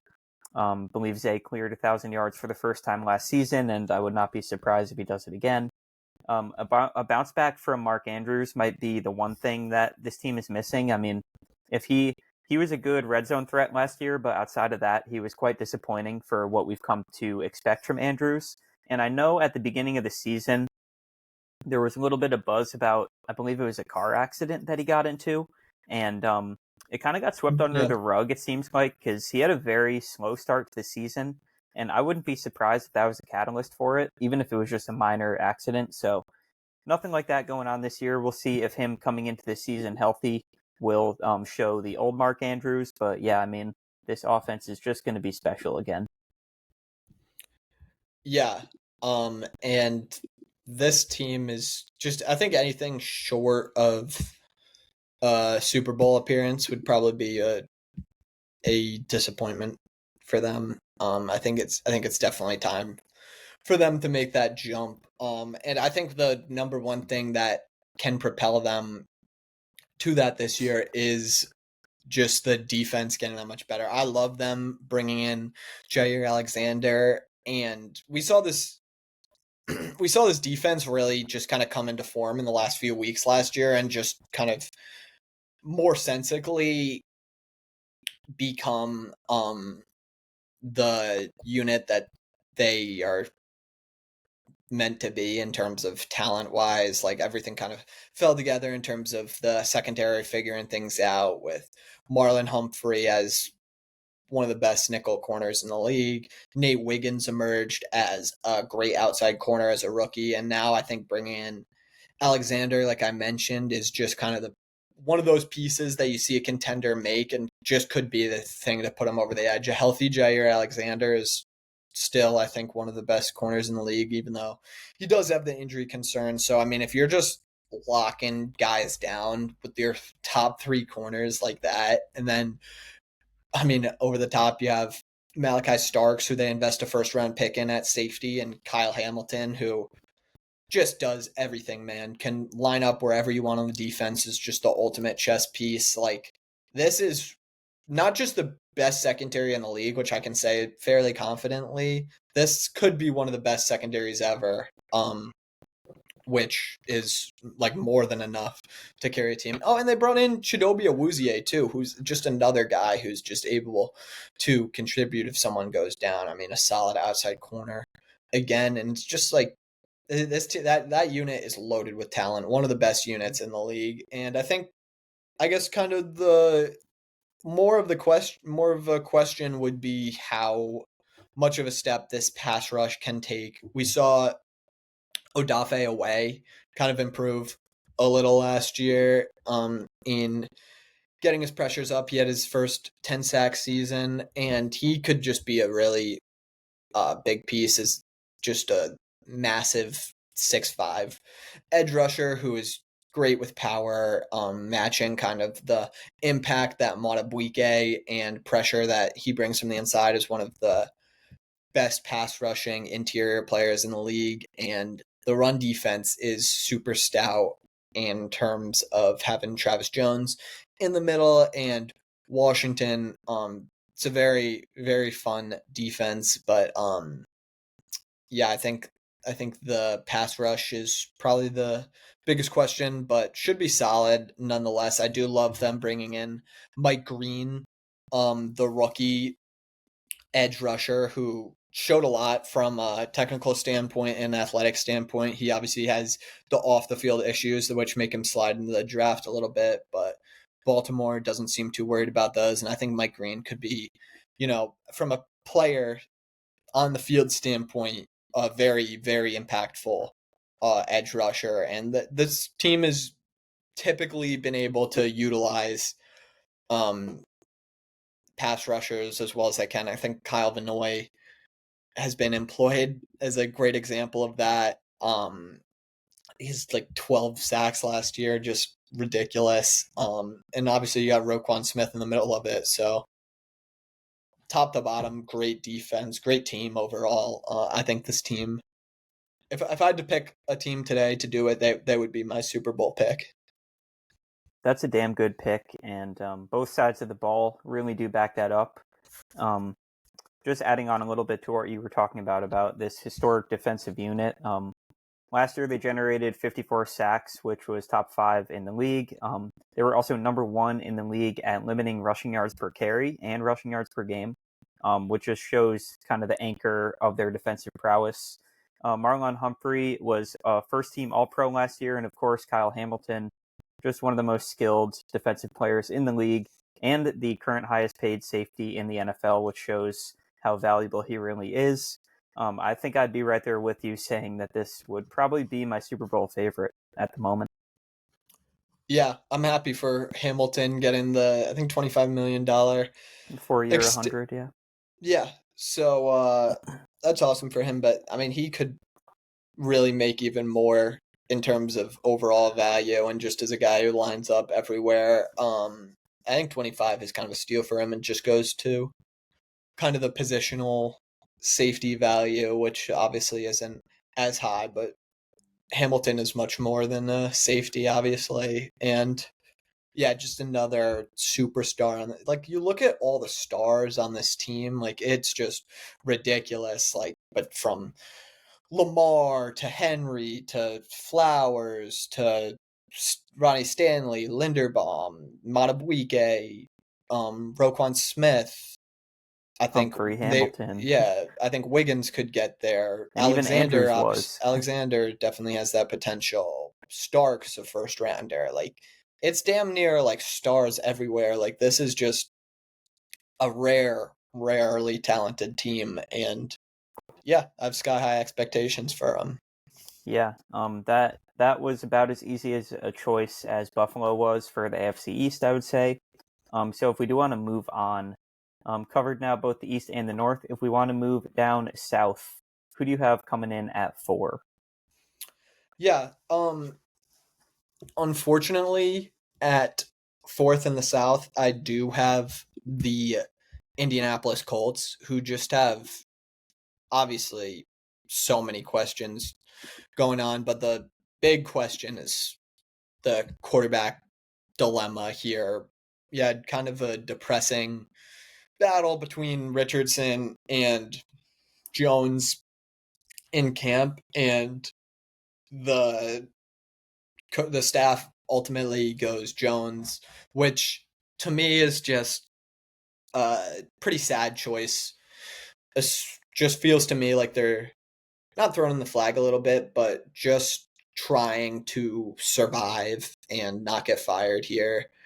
And obviously Jones, and not the most talented quarterback, but I guess they determined that he can provide a little more consistency than Anthony Richardson, which has been kind of the big issue with him in the league. Richardson is just so up and down. I mean, you see great flashes from him, and I was really high on him at one point, but just not really able to string much together. Like, from a X's and O's standpoint, I think they probably feel a lot better about Daniel Jones just setting up the offense, getting everything aligned, a lot more maturity from his standpoint, I would assume. So, I mean, Richardson is just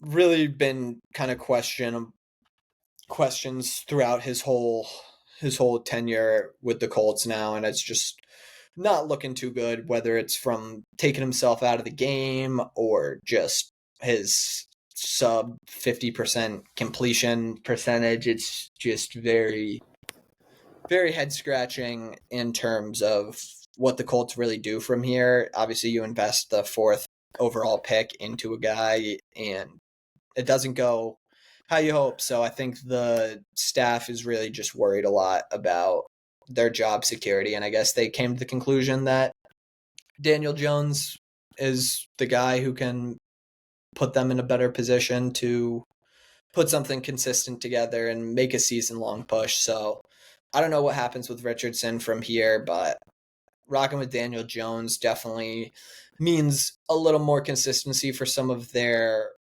pass catchers, which is, I think, a pretty well-rounded unit.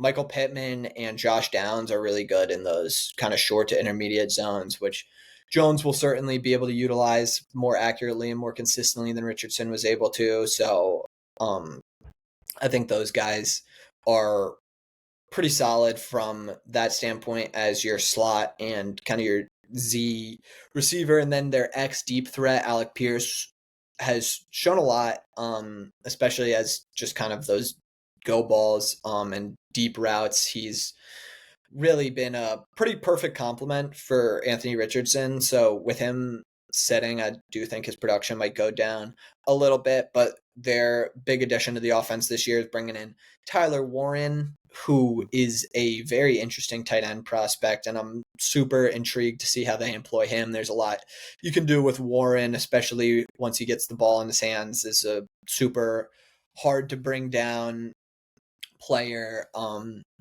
which is gonna be super fun to watch and super kind of just next factor for this unit, and I think could be a turning point. The line definitely takes a hit with Will Freeze and Ryan Kelly departing, so you hope that they can maintain the consistency that this Colts offensive line has been able to for so long. And behind that is Jonathan Taylor, where kind of the heartbeat of this offense, I think, will lie. Hopefully you get a full year of Taylor. He was great when he played last year, averaging over 100 yards per game, and is kind of the essence of what Shane Steichen wants to establish in this offense. He's loves drawing up a strong run game, and Jonathan Taylor is certainly one of the premier lead backs in the league to head that up. But yeah, definitely a less interesting unit with Jones as the starter. I do wonder if they opt to go towards Richardson at some point if Jones is, playing like Daniel Jones. Certainly would make things a lot more interesting to see Richardson here, and definitely the run game from that perspective too. I'd love to see kind of Steichen revitalize this thing. But for now, it's probably looking a little bit vanilla, I think, with Jones at the helm.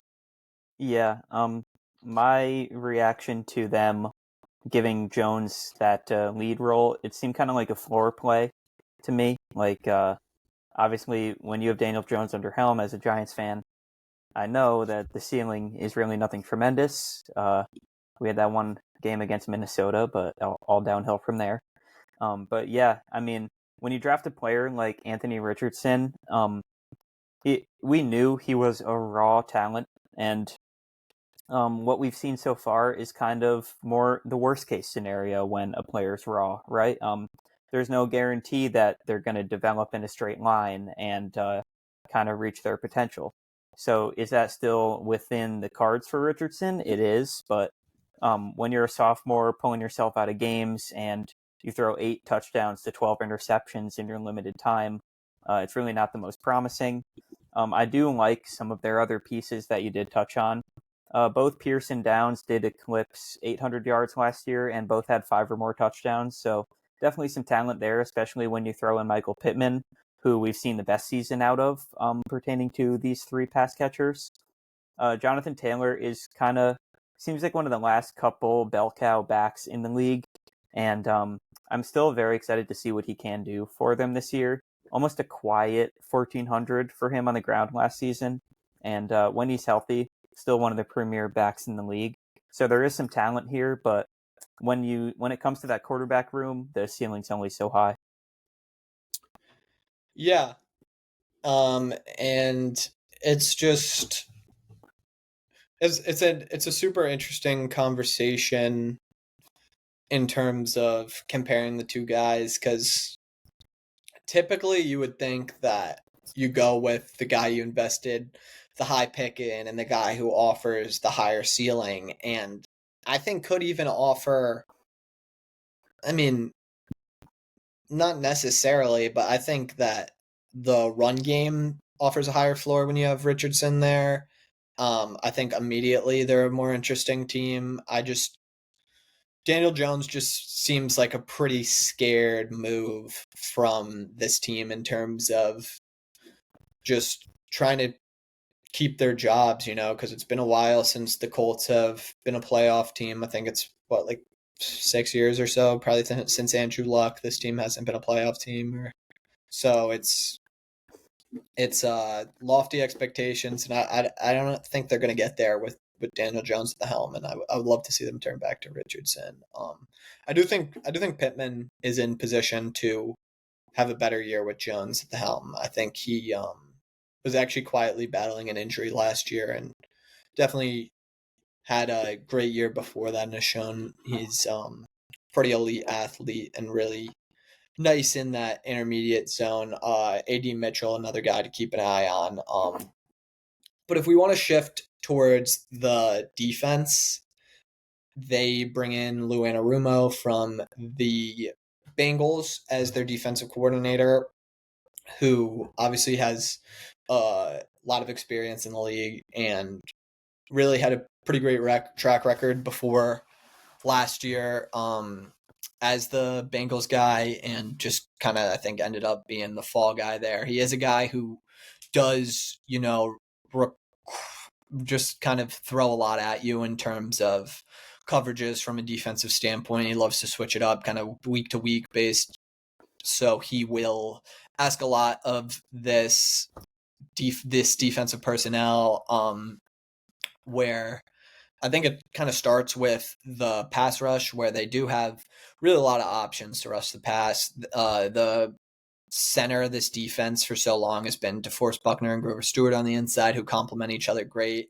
Buckner as the elusive interior pressure guy, and Grover Stewart as just kind of that big run-eating guy. But the edges definitely have kind of accrued over the years, and Latu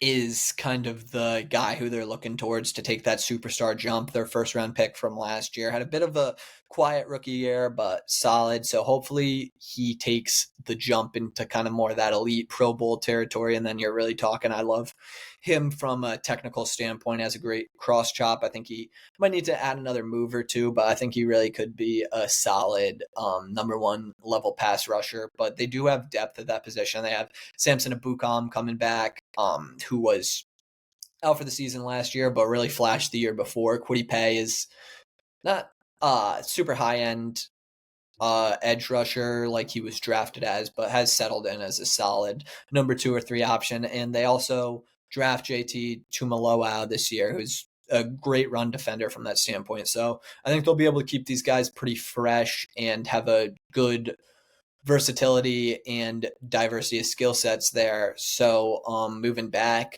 the linebacker core is just kind of average. Zaire Franklin is exactly what you expect from kind of your basic linebacker. Crews a lot of tackles, but maybe not the best in coverage. Not really much going on outside of him. I know they like Jalen Carleys, who is a converted safety, so he'd be kind of more of that pass coverage guy, but definitely going to need to see someone emerge there. And in the secondary, they make kind of their biggest move of the offseason in bringing in Charvarius Ward, who I love for this defense. They haven't had a number one corner in quite a while, and Charvarius Ward is just that big physical corner who I think could fit really well into this Anarumo system. They bring in Kyan Bynum, super solid safety to bring in here. So I think that the floor is pretty high with him and Nick Cross, who is a super interesting emerging athletic safety, playing more in that strong safety spot. And then obviously they have Kenny Moore, who's been super just rock solid at their nickelback position. Definitely more of a question in terms of the outside corner. I know their rookie Justin Whaley went down, who they were asking a lot of, so they bring in Xavier Howard and kind of the same guys as last year, and like Jalen Jones. So that's a little bit more of a question there as their number 2 corner, but I think the defense definitely could stand to get a little bit better. They could maybe push that top 10 if Anarumo really elevates, but they could probably fall back towards 20 or so if things don't go their way. So kind of just a brutally average team in my opinion overall. And I think there's room to get, even worse if the vibes just get pretty bad, which they haven't been trending towards being great. Yeah, I think you really hit it spot on there. I mean, not too very middle of the pack average. I mean, last year the defense itself was not very good. I mean, they gave up around 25 points a game. But like you said, they do have very solid personnel and they could build on that. But again, it's just a matter of putting it together. And we'll see if they can do so. If we do want to move on here in the South, Colts coming in at 4.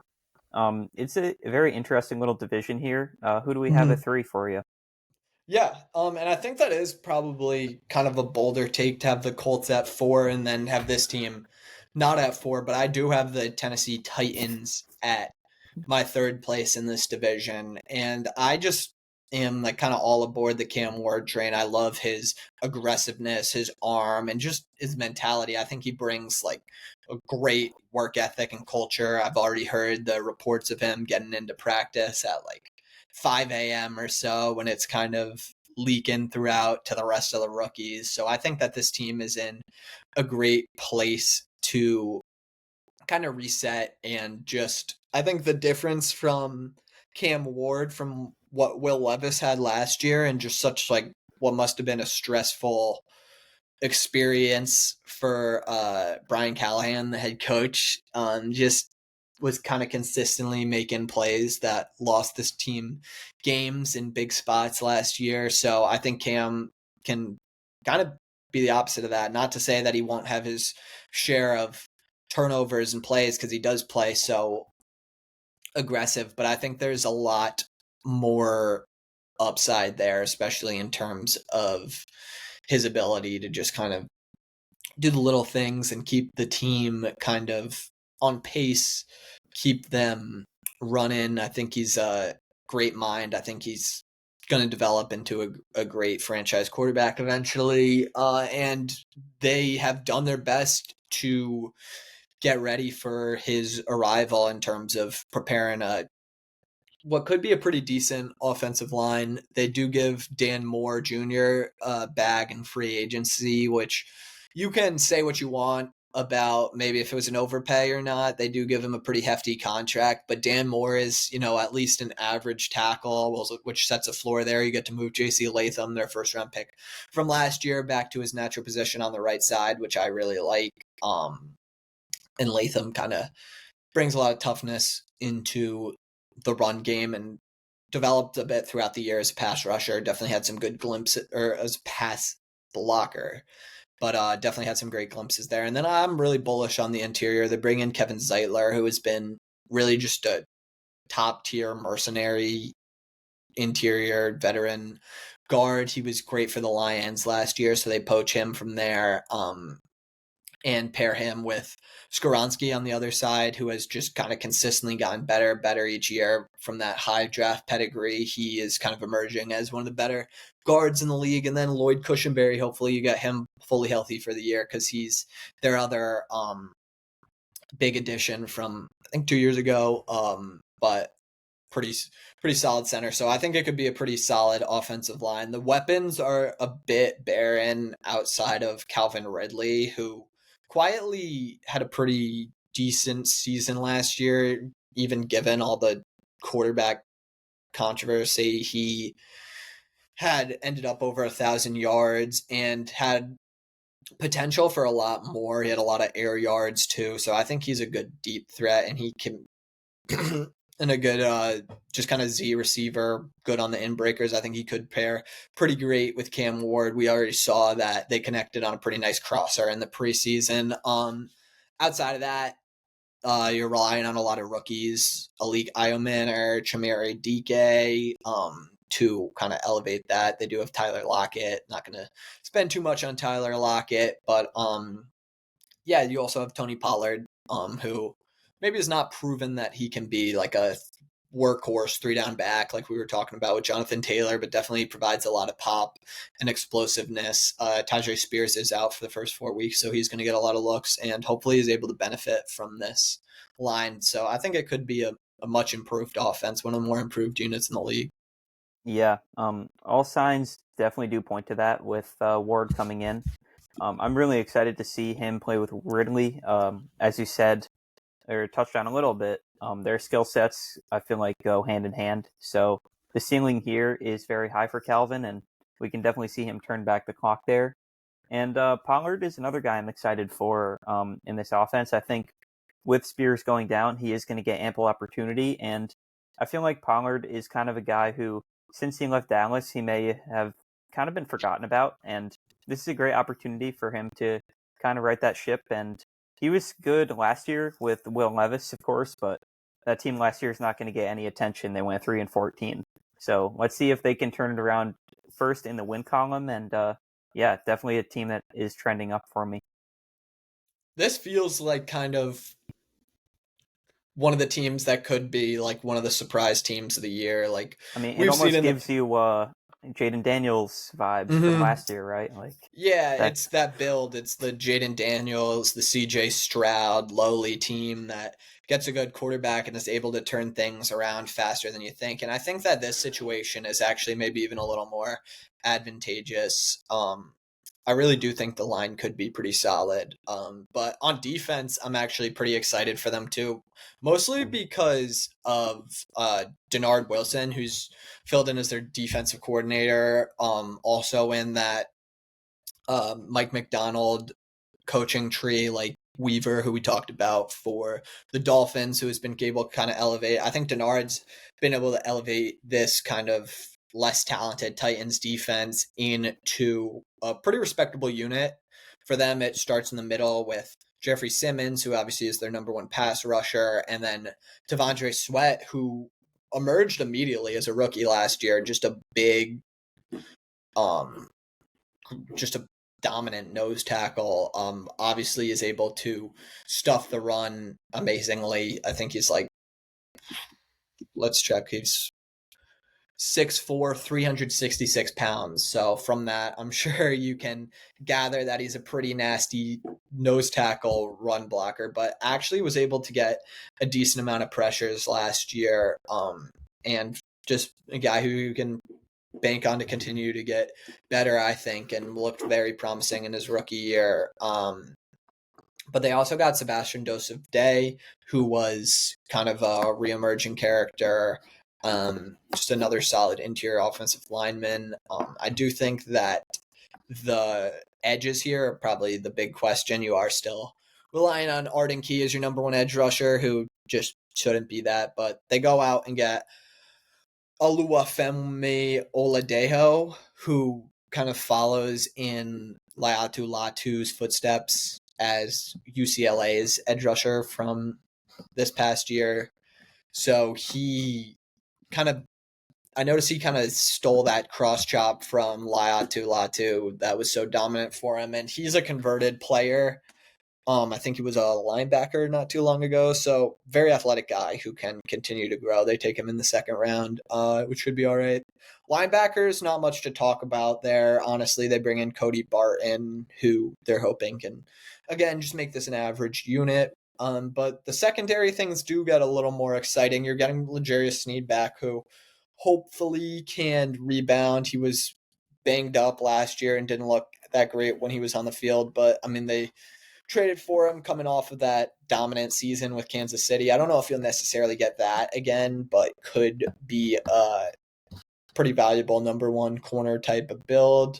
And I do like Jarvis Brownlee as an aggressive CB2 who is just going to kind of ball hawk and try to make a play on the ball, which I think pairs well with kind of more of a lockdown in Sneed. And Roger McCreary in the nickel is another solid up and coming young guy, and pretty safe safety duo in Amani Hooker and Xavier Woods. I know they drafted Kevin Winston Jr. this year, so they're hoping that he can kind of come in and play more of that kind of Kyle Hamilton role in this Mike McDonald inspired defense and be that chess piece that moves around. Very athletic safety prospect out of Penn State. But yeah, I think that both of these units on the Titans can look to be much improved this year. And, if Cam Ward is that guy and is able to elevate this team like we've seen rookie quarterbacks do in the past few years, then this team is all of a sudden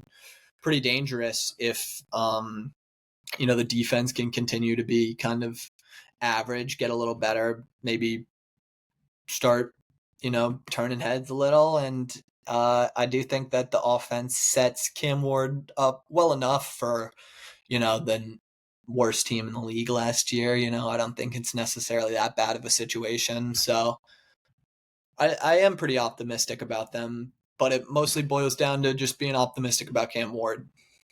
Yeah, that's where it's all going to start. Of course, with these young teams, they are definitely difficult to project. Vegas right now has them set around 6.5 games for their win line. So if you are a believer in that team, that might be a line you might like to take. But yeah, I like some of the guys you mentioned for them as well. Mainly Hooker and Zeitler. I mean, these guys are going to be huge needle movers, I would expect, from day one for them. And just a lot of young talent on this team. And it seems like a team that's trending up as well. So I definitely think it's justified to have them over the Colts for those reasons. And yeah, if we do want to move on, I'm also curious to see who you have here at 3 or at 2. Excuse me. Yeah. And I'm gonna take the chalkier pick. I do have the Jacksonville Jaguars, but I wouldn't be surprised if this team did end up being the team that represents the South come playoff time. Offensively, it's kind of crazy that we're still asking the question about Trevor Lawrence, whether he's the guy or not. They certainly pay him like he's the guy, so he has got to be just more consistent for this team, got to be more consistently accurate. I love Trevor Lawrence's aggressiveness.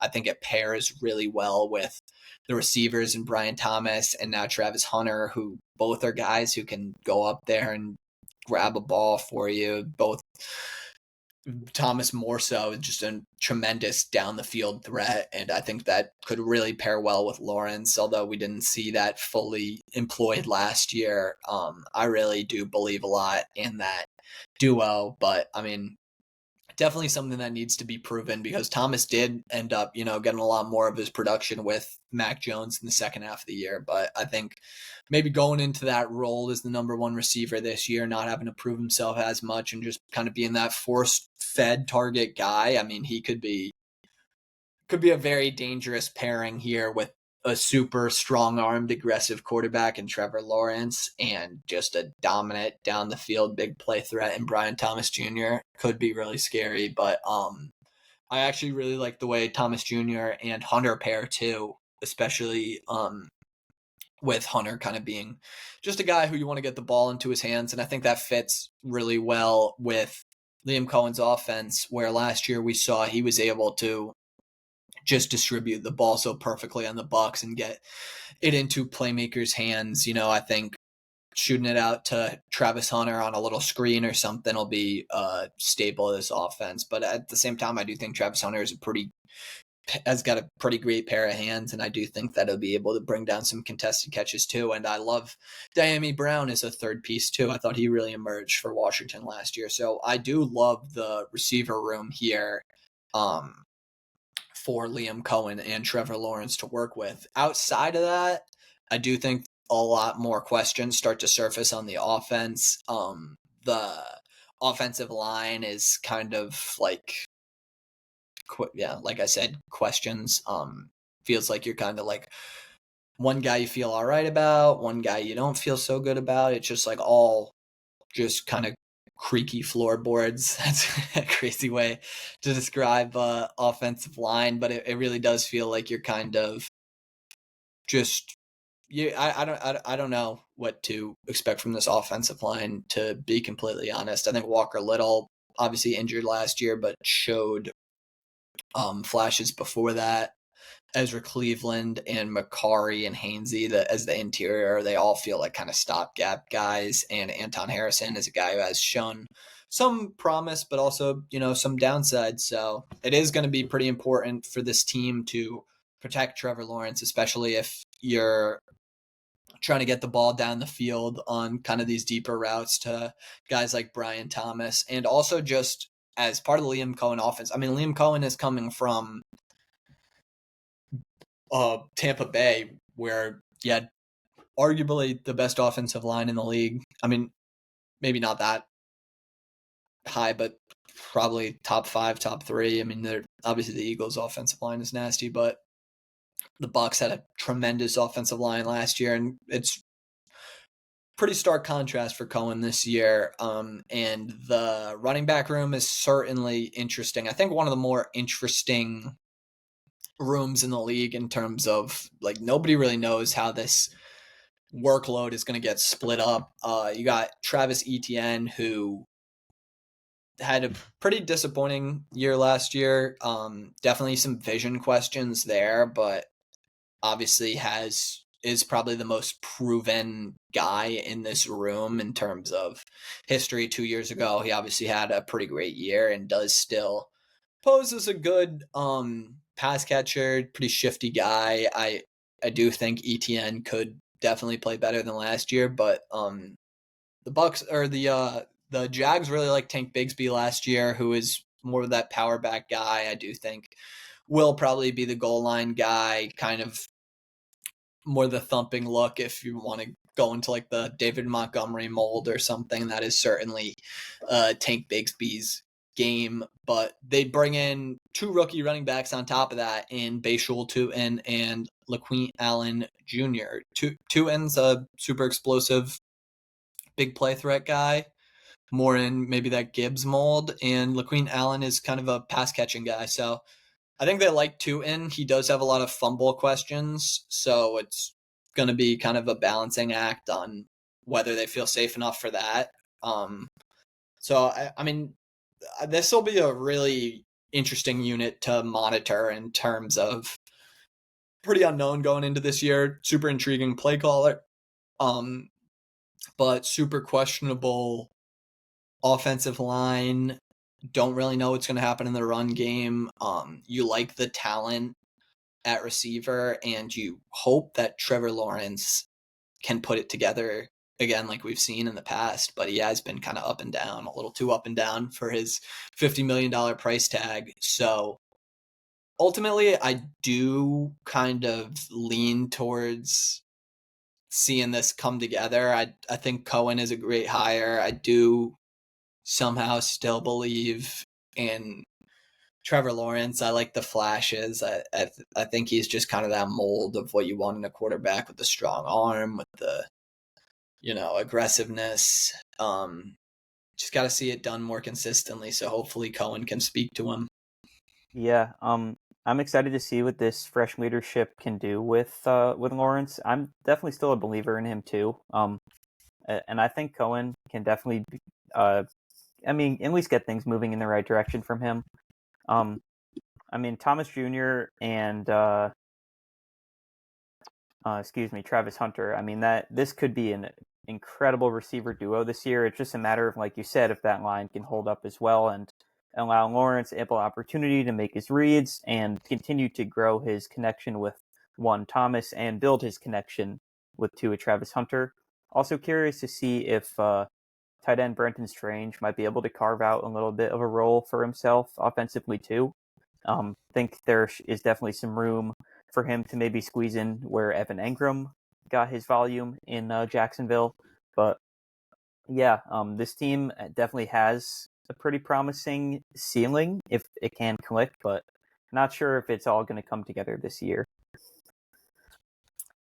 Yeah, it's hard to say. This is probably one of the harder units to predict in the league. They have a super high ceiling and also at the same time a pretty low floor. So it's going to be one of the more fascinating units to follow. But on the defensive side, it's also kind of up in the air, pretty up in the air team here in Jacksonville. But I really do like the Jags' talent on defense. I like their front. I like their edge duo in Hines Allen and Trayvon Walker. Walker obviously takes pretty big step last year, gets a 10-sack season, has been just a great run defender throughout. And Hines Allen is really kind of a premier pass rusher.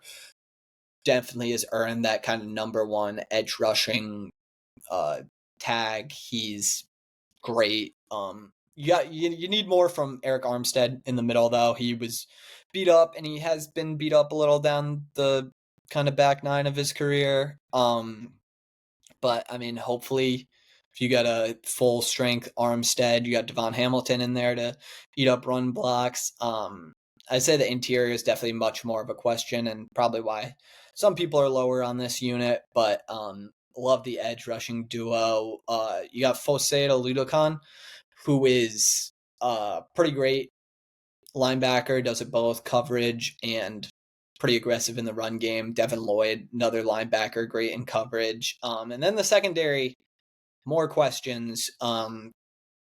Tyson Campbell, I think, is a great outside corner, but injury questions for sure. And their other corner, who knows how much work Travis Hunter is going to get there, but they liked what they saw from Jerry Jones last year, and he, I think, projects to be the second outside corner this year. He might be bumping outside, but I thought he had some good flashes last year, and they bring in Jordan Lewis as kind of more of that nickel. He was kind of their big free agent get this year, who definitely solid nickel back. I know the slot corner market wasn't the strongest last year, and Lewis was at the top of that. So good good of them to bring in a solid nickel, but I certainly have questions about the safety room. You have Eric Murray and Andrew Wingard as your starters right now. So, yeah, it's I'll use the same wording, a creaky defense too. It feels like this team has pretty clear strengths and pretty clear weaknesses, but the good news is that their strengths in having potentially a number one corner, potentially a top of the line edge duo, and then on offense having potentially great quarterback and receiver play, and they also have some potential at tackle. You can see why people are intrigued by them, but then outside of that is just kind of up in the air. So we'll see how well this team adapts to the coaching change and see if they can grow. Yeah, that's exactly it. And yeah, a team that just seems to have a very wide range of outcomes. And like we said, with some of these young teams, it's just very difficult to predict how everything's going to mesh and gel out in a given season. So I'm looking forward to see how they tackle it. But that just leaves one more team in the South. So I do figure you have the Houston Texans as your top team in the South. Hey man, we're going on 2 hours. It's all right for a Yeah, little blunder every now and then, but that's it. If we want to get into the Texans, they're another interesting team. They certainly took an interesting approach to the offseason in dealing away Laramie Tunsil, their franchise left tackle, which you don't see done a lot.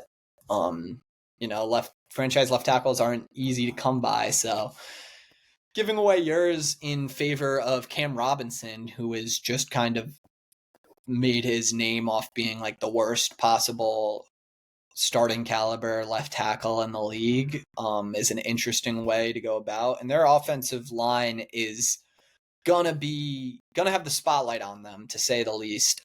And they're kind of a ragtag group. Yeah, I don't think there's not much certainty around what the actual starting lineup will be. They have a lot of kind of mid-round picks infused, and they take Ursary this year, who you suppose will probably be their starting right tackle, opposite Cam Robinson, like I mentioned earlier. Tyus Howard has shown a little bit on the inside, but right now it's projected as Laken Tomlinson, who has just been passed around the league, and Jarrett Patterson as their starting center. So super unsure about that unit. Could be one of the worst lines in the league. But the good news is you have CJ Stroud and you have Nico Collins, which I think instantly kind of shoots you up into potentially being like a top half of the league offense. And you're hoping that bringing in Nick Caley here, as opposed to Bobby Slowick, who really kind of had a poor year as a offensive play caller for this team. It figures to switch around this year because Slowick definitely was kind of overly dependent on kind of a weak run game. I think you have no choice but to kind of air raid with this team, and utilize that Nico Stroud or Nico Stroud, CJ Stroud and Nico Collins connection, which really is so special.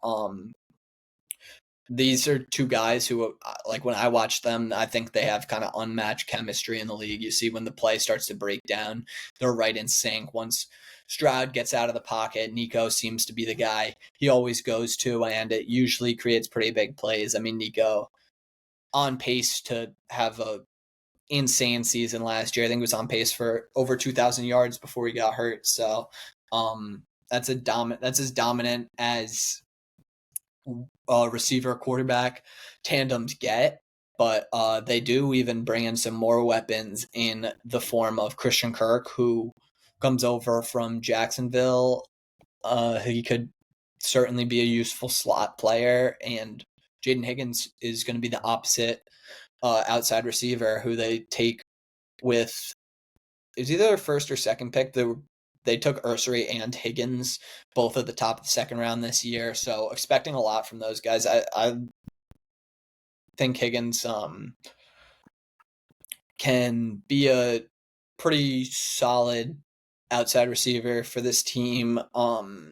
Definitely a big mold and kind of not similar to Nico Collins, but similar stature wise, and kind of plays like that big bodied, sure handed outside receiver. So it'd be interesting to see CJ Stroud with that. But yeah, I hope Stroud isn't too affected by the pass rush this year, which unfortunately was also kind of the case last year. The offensive line wasn't great last year and it got a little bit worse. So I am pretty worried. And I do think there's definitely a strong case for another team coming out of the South this year. When you look at that big question on this offense, I mean, like that, this offensive line is among the worst in the league. And we saw last year, Stroud, I mean, had a little, I wouldn't call it a sophomore slump, but definitely didn't necessarily take the step that everybody wanted to see him take. And it was largely due to him being one of the most pressured quarterbacks in the league. And now you take that this year and nobody knows when Joe Mixon's coming back. So you got a worse offensive line, a worse run game. So definitely some question marks around if this offense can really perform to the level that they're going to need to win this division. But yeah, it's not the prettiest unit for sure, but just kind of held up by those two, I would say, Stroud and Collins. Yeah, I have a lot of similar questions when it comes to this offense. Like you said, it starts at the line, and we saw Stroud, of course, under a tremendous amount of pressure than last year. And when in the weeks that Nico went down, I mean, I feel like this offense was very bleak. He needs his top guy out there, especially this year with one, Stephon Diggs departing, and two, Tank Dell obviously out for the entire season. And now three, Joe Mixon potentially even out for the entire season. We don't really know what's going on behind the scenes there. But yeah, I mean, last year they were both outside of the top 20 in total yardage, and their passing offense was also outside of the top 20. So the only hope of getting back within there is just a nuclear connection between Stroud and Nico. Yeah, and it is a great connection, but you definitely have to wonder how far it can really take them. And you as a Texans fan, you really have to hope that they figure out something with this line and kind of miraculously can build a combination here that works. Or else it is kind of an icy road. But the good news is the defense you have a lot less questions about. Definitely projects to be one of the best defenses in the league.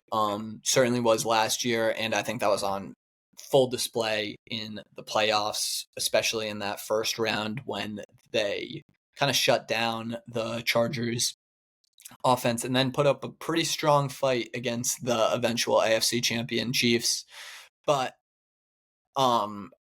the stars of this defense are as good as it gets in the league with Will Anderson, Hunter, and Derek Stingley. I mean, you have two premier like top.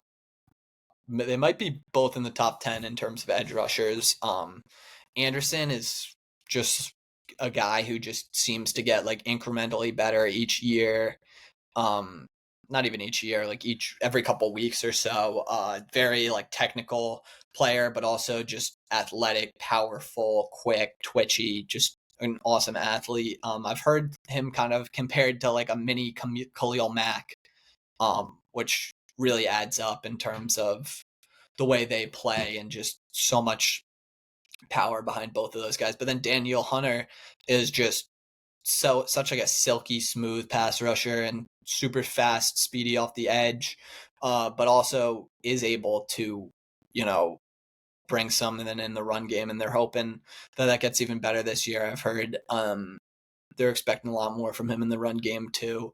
But yeah, he is a great blend of speed and power, and just doesn't really get better than that in terms of edge rushing duo.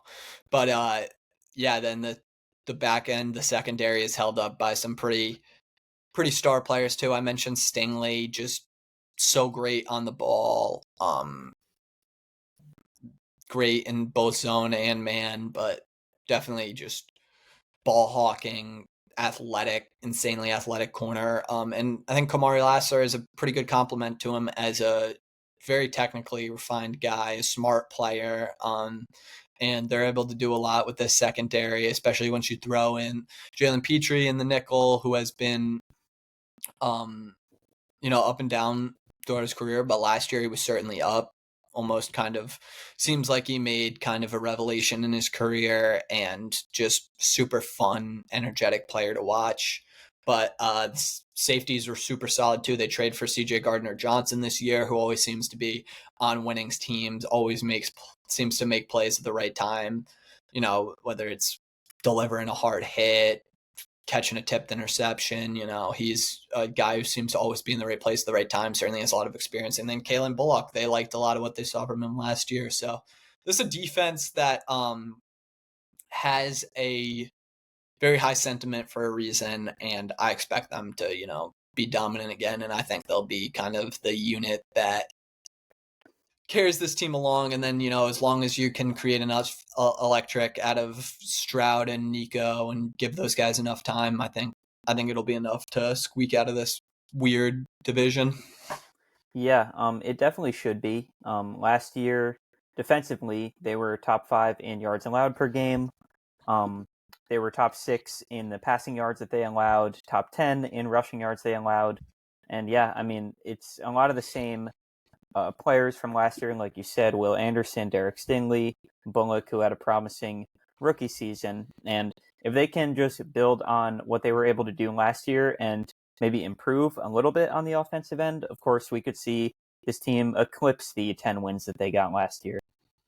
But yeah, and go ahead. You can really see the enigmatic nature of D'Amico Ryans as a head coach kind of flows through those guys on defense. They play really fast, really hard, which is just, kind of what you look for in that defensive leader type of head coach. But yeah, if we want to switch over to our final division, the AFC West, the team I have at the bottom of that division, actually a very fun team, and kind of shares that same energetic, super strong, upbeat personality head coach in the Raiders, who bring in Pete Carroll to really transform this culture here. And there's not many guys who are better to do it than Pete Carroll, a guy who has, big personality. Players love to play for him, has the Super Bowl win, loads of experience, and I think is a great it's like a bridge head coach, really, because I mean, he's one of the oldest head coaches ever hired. I think he might be the oldest head coach ever given a new contract.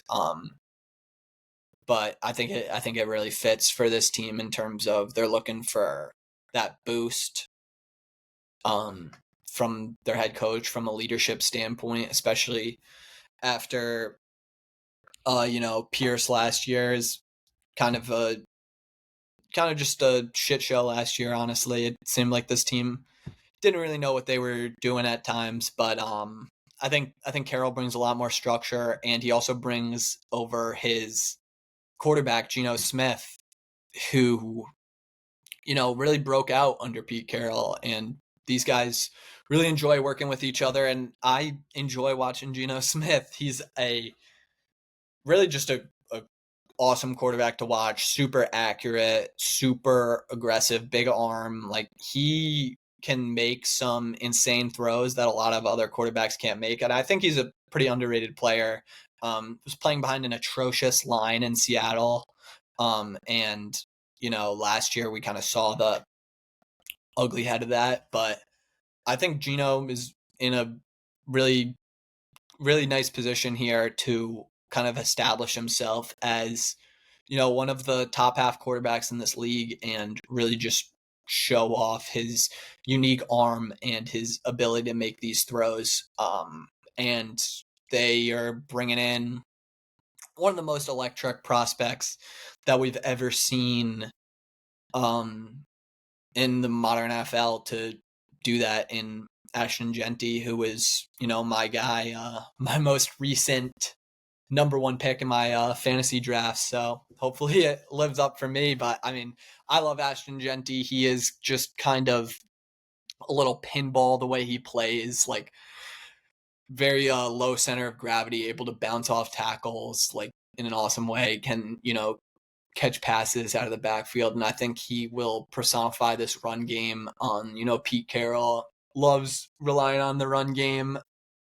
And I think there's probably not many other running backs who you'd want to base it around above Ashton Genty right now coming into the league as a rookie. We've seen a lot of rookie running backs hit the ground to run in, and it's definitely a position where you can have a huge impact as a rookie. And yeah, I mean, I love Ashton Genty. He actually kind of reminds me a little bit of like a smaller Marshawn Lynch, who was very successful under Pete Carroll. So I'm super excited to see what this team looks like. And it's just like very unique player in a very unique offense. I think the headliner of this offense last year obviously was Brock Bowers' breakout, who was just a guy who you can move around your formation and use in so many different ways. He's, listed as a tight end, but he's really not a true tight end. He plays in the slot. He plays even as an outside receiver at times. He plays in line, move him in motion, just get the ball into Brock Bowers' hands because he can make a play. He can get open. He's a great route runner. He has great hands.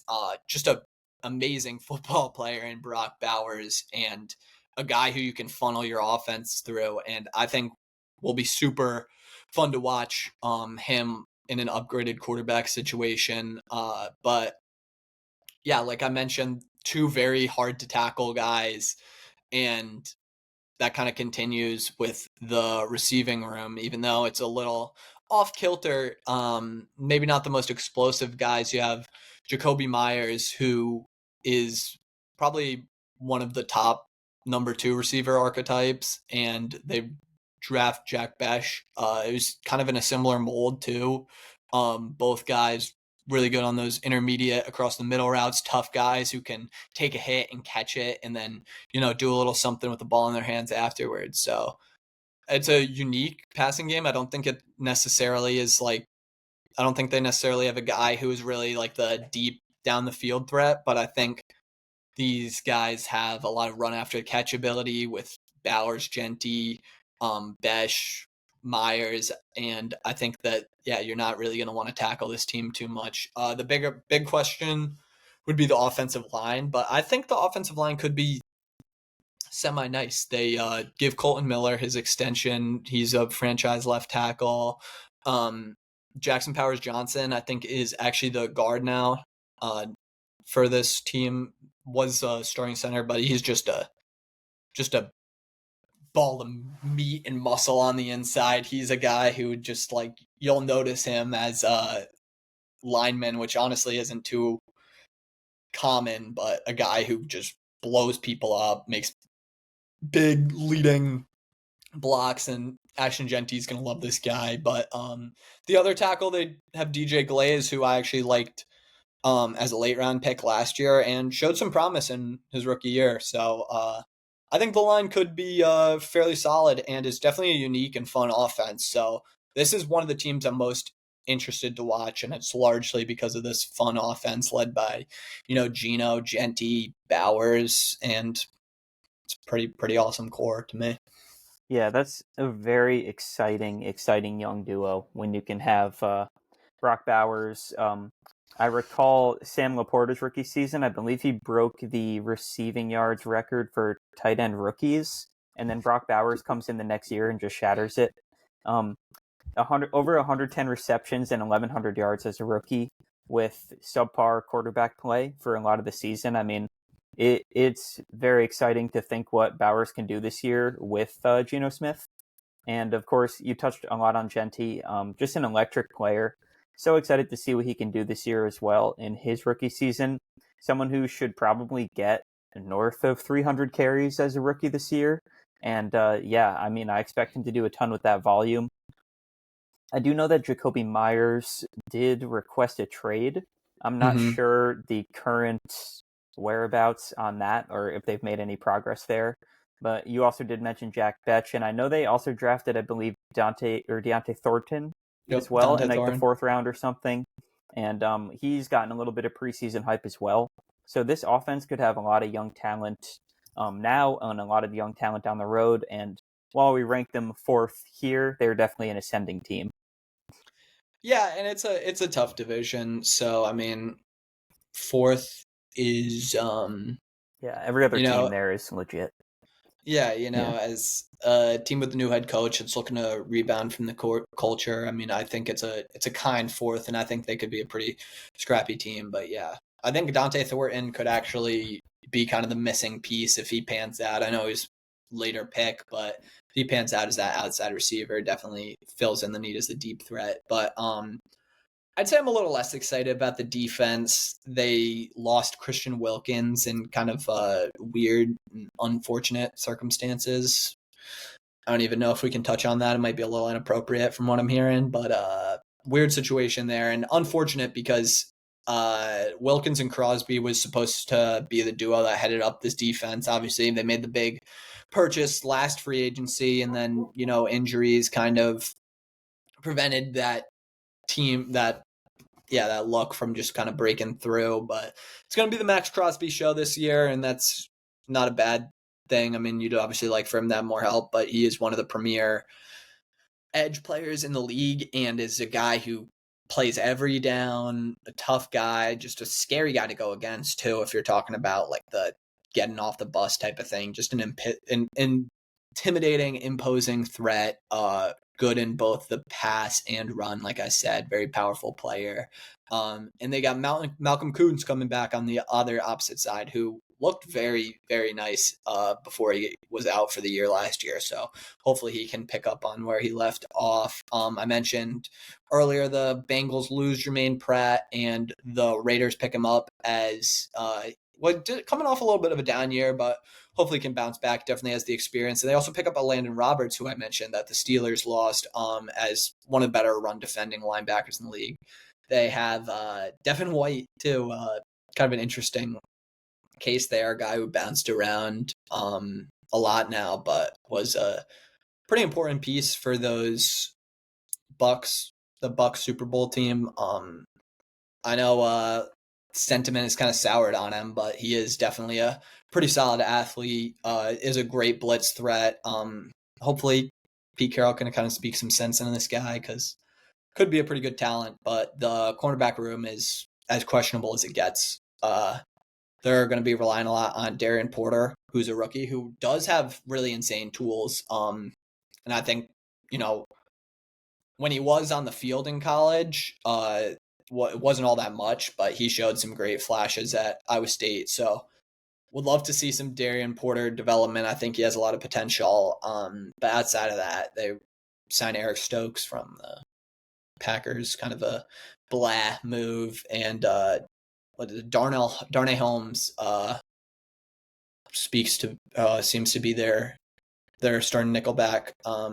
Which I don't have too much to say about. All right player, but bring in Jeremy Chin as a strong safety, kind of star player who I think is kind of a good deal, solid player. And then Isaiah Polamau projects to be their free safety, who I know they saw some stuff that they liked from him last year, but still unproven starter. So definitely a lot of questions along the defense. The only real sure thing is Max Crosby, to be completely honest. So that's why you see this team at the bottom of the division. They definitely could add some talent. Wouldn't be too bad. Never a bad thing to add talent, but especially in this division, the Raiders I think needed a little on the defensive side of the ball, but I think should be a fun team to watch nonetheless.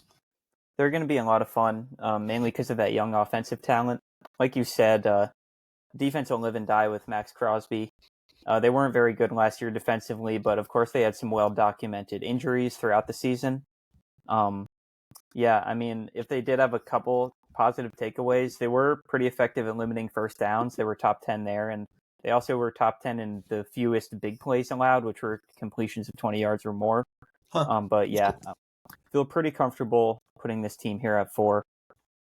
As we do eclipse the 2.5-hour mark, I may just ask you how you personally rank these past 3 teams here, and then we can kind of just run it through each of them briefly. But we do have the Broncos, Chargers, and Chiefs left, which are all some pretty intriguing teams.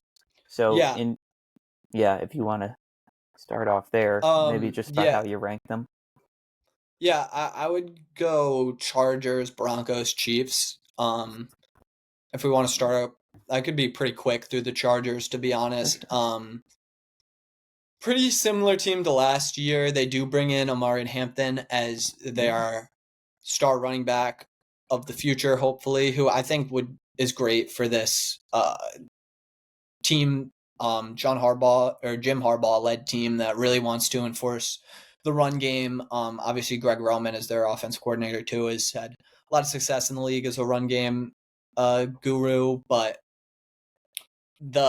unfortunately you lose Rashawn Slater, which is just a devastating injury. Losing like an all-pro level tackle is always going to suck and always going to be just really, really tough to overcome. So I mean, it might just seem like one injury, but that's really as bad of an injury as we've seen so far through the preseason. Just brutal. We saw this team wanted to run the ball a lot last year, but kind of struggled to. And I think with Slater out this year, I don't think they've added enough to necessarily change that. They brought in Becton, who has injury questions himself, but yeah, unfortunately, looking like a pretty, I mean, not unfortunate because they were a respectable offense last year, but I don't know if they're necessarily going to take that step without an elite offensive line that they wanted to do. They're kind of going with the opposite route and bringing in the running back, hopefully to elevate that, who I think can elevate it to an extent, but not that. And then on defense, very similar lineup to last year, and they performed very well. They were pretty much a top 10 unit by almost every metric last year. But I do think that the overall lack of talent on this side of the ball, I think maybe will catch up to them. And we saw against maybe some of the better offenses in the league, they did kind of have their way with this team. So I do think that the defense might regress a little bit due to that star talent, even though Jesse Minter is another one of these Mike McDonald-inspired fantastic defensive coordinators. Could see some elevating from him, but overall I don't love the talent on that side of the ball. They obviously have their cornerstone pieces, and they were able to retain Mack, and Derwin James does a lot for them, plays him in that Kyle Hamilton role. I do like Dion Henley for what it's worth, emerging borderline star there. So that's pretty much all I got on the Chargers. Yeah. Just a couple things, a couple takeaways I had at least. That I was definitely very bullish on this team when I watched them last year, mainly because of their breakout of Ladd McConkey throughout the season. But that game against the Texans definitely left a bad taste in my mouth, especially from Herbert, a guy who I've been very high on in the past, and I expect another great season from him. But I think this is a team that should be able to improve on last season. Just comes down to one, of course, can the O-line hold up and support Omari and Hampton despite some of the injuries that they've had? And 2, is Najee Harris okay? What are we going to see out of him? 3, can Ladd McConkey take another step and maybe be a 1,200, 1,300 yard receiver and be a true alpha? And just some of the questions I had for this team. But definitely another team I'm excited to watch this upcoming season. And, I think Ladd and Herbert will only get better from there. I'm not too worried about Herbert. For sure. Moving on from that game, it does leave a bad taste in your mouth, but I know they're they're capable of more than that. But I don't know if this is the year that they break through. I don't really know if they added enough. But if you want to move on to the Broncos, who are up next, who, believe it or not, although I do have the Broncos above the Chargers, which I guess probably a little closer consensus. I'm not the biggest Bo Nix believer. I'm not a believer, if you want to say that, but I do really believe in Sean Payton. I mean, Bo Nix certainly had it pretty easy last year. He was the least pressured quarterback in the league, and that is a great thing when you're a rookie quarterback, and then you're also behind just, the I think they were the best pass blocking team in the league last year, which is awesome, but they were a very healthy offensive line last year. I don't think they really had any major injuries across that thing, which is very hard to project going forward. But I mean, it's a Sean Payton led offense, so it's going to be a very balanced attack. I think he's going to keep things easy on Bo Nix, quarterback, and going to be able to pull a lot of easy levers for him. And you know, Bo Nix saw a lot of his productions on screens and kind of design short plays last year, and I don't see why that can't continue this year.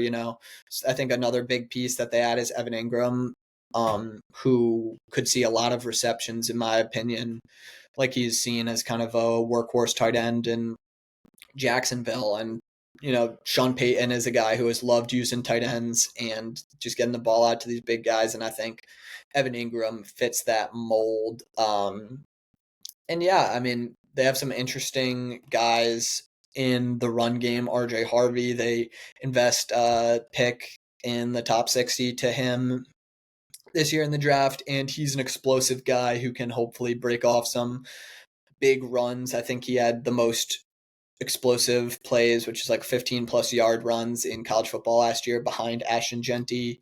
So you know what you're looking for from him. And they bring J.K. Dobbins as kind of the more of a between the tackles runner, but a smart runner nonetheless, who saw an encouraging resurgence last year. So I think this offense can be pretty easy for Bo Nix to run. I would love to see him start to push the ball down the field a little bit more, just be more aggressive overall, and maybe even be a little more aggressive with his legs. But that was pretty encouraging from him. Definitely was a better scrambler and overall athlete than I think I projected going into the league. But I think he's got a good situation. I think the offense could even take a little bit of a step. But yeah, I agree. I definitely like all the guys you touched on there. I think this is a solid offensive group. Sutton and Ingram do project to be the top two targets for Knicks, and I know a lot of people also like Marvin Mims, so it's pretty solid group there. And then of course the two running backs you did touch on, Harvey and Dobbins. I do like the dynamic there. I'm curious to see how the split goes there.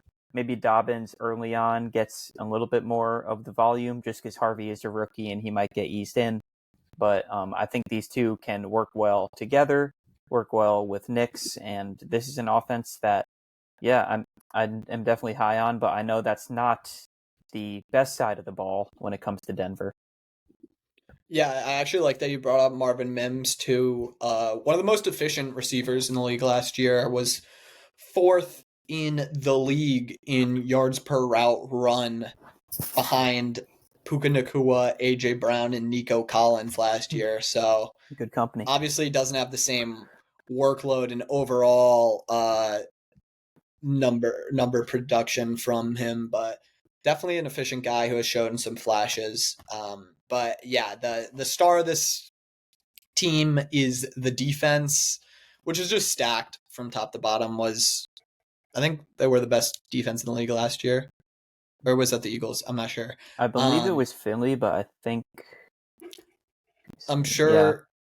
I think it was Finley, but they were right up there. I'm sure Denver wasn't far behind. And they even reload and add more to it in the way of Talanoa Hufanga and Dre Greenlaw, two hard-hitting, energetic, big play, enforcing type players from the 49ers who unfortunately have battled injuries, but they get these guys in on a pretty solid bargain. And I think they're two guys that are just, going to set the enforcing tone for this team. Because if there was one critique that you could have made for this defense, it was just there wasn't necessarily a real enforcer on this defense. Everything was pretty solid, buttoned up. They had solid pass rush, lots of depth there, good in coverage. But now they throw in like a Talanoa Hufanga who will just fucking lay guys out like across the middle of the field, pardon my French, and a Dre Greenlaw who is just another just dog, like smart, hard-hitting player. I think these guys can really add another wrinkle to this defense that already had the defensive player of the year and shutdown corner and Pat Surtain, and they continue to add to that secondary. They drafted Jade Barron, who is pretty versatile D-back. He can, drop back, play safety. He can play outside. He can play nickel. I think he projects maybe more as a nickel on this team. But they got loads of talent up front. They got Nick Benito, who was one of the leaders in sacks last year. Zach Allen. They got plenty of depth on there. Jonathan Cooper. Peak, pretty peak defense. Yeah, it's an absolutely elite unit, and just a couple metrics even to back up what you were just talking about. They were third best in the NFL when it came to points per game, allowing under 19 a game. As far as total yards allowed to the opposing offense, they ranked top 7, and they were the second best in the yards per play they allowed. They allowed under 5 yards per play, which is awesome. They also limited opposing teams to 96.4 yards per game on the ground, which was third best, as well as 3.9 per attempt, which was top 2. So, yeah, just a rock-solid unit, and one that should only get better. Yep, good in both phases. If we want to transition to our last team here, which is pretty fitting, last team here in the Kansas City Chiefs, who always seem to be the last team standing in the AFC. And it's good because they're a super simple breakdown. Not sure if you heard also Travis Kelce got engaged. So maybe that lights a fire under him because that's actually one of the questions going in this year is if Travis Kelce can really get back to what he was in 2023 and earlier, because last year he really didn't look like himself. He looked like he lost a little bit of a step. But hopefully a full off season can get him right. I know he's contemplating retirement, but it seems like he's motivated to come back and have at least one more season with Mahomes and co. So would be huge for them if they get their classic intermediate threat. But even if not, I mean, him and Mahomes have a great connection nonetheless, and he seems to always kind of be that pesky guy who can find a way to get in between zones and such. But I think the big wrinkle that you want to see on offense this year would be adding more of a vertical element with some of these receivers to the mix in Worthy and Hollywood Brown. You really want to see Mahomes kind of bring the deep ball back. It would be awesome to see, but they add Josh Simmons as their big ad at left tackle.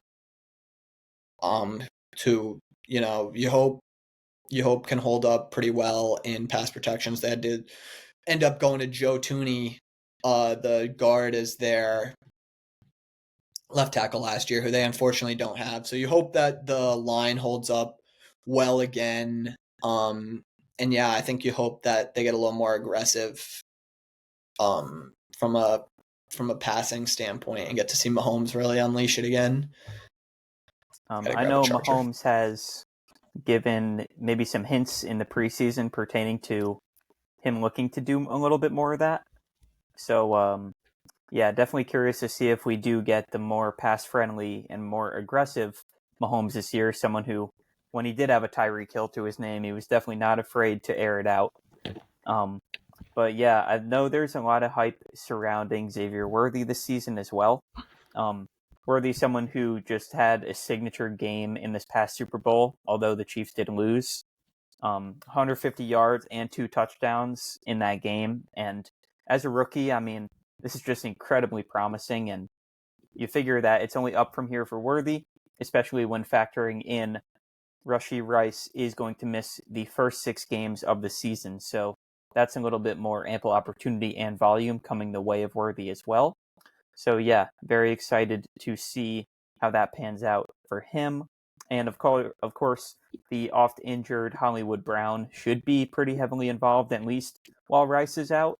So definitely wondering how him and Mahomes look chemistry-wise, and if Hollywood Brown can, at least at the beginning of the year, maybe serve as kind of more of a solid receiver 2 alongside Mr. Worthy.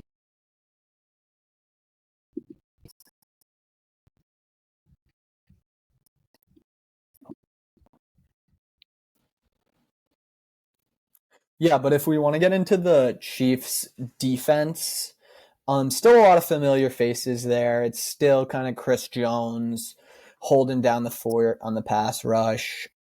He certainly been kind of the main character of this defense for a while, and is just kind of one of the most underrated like pass rushers in the league.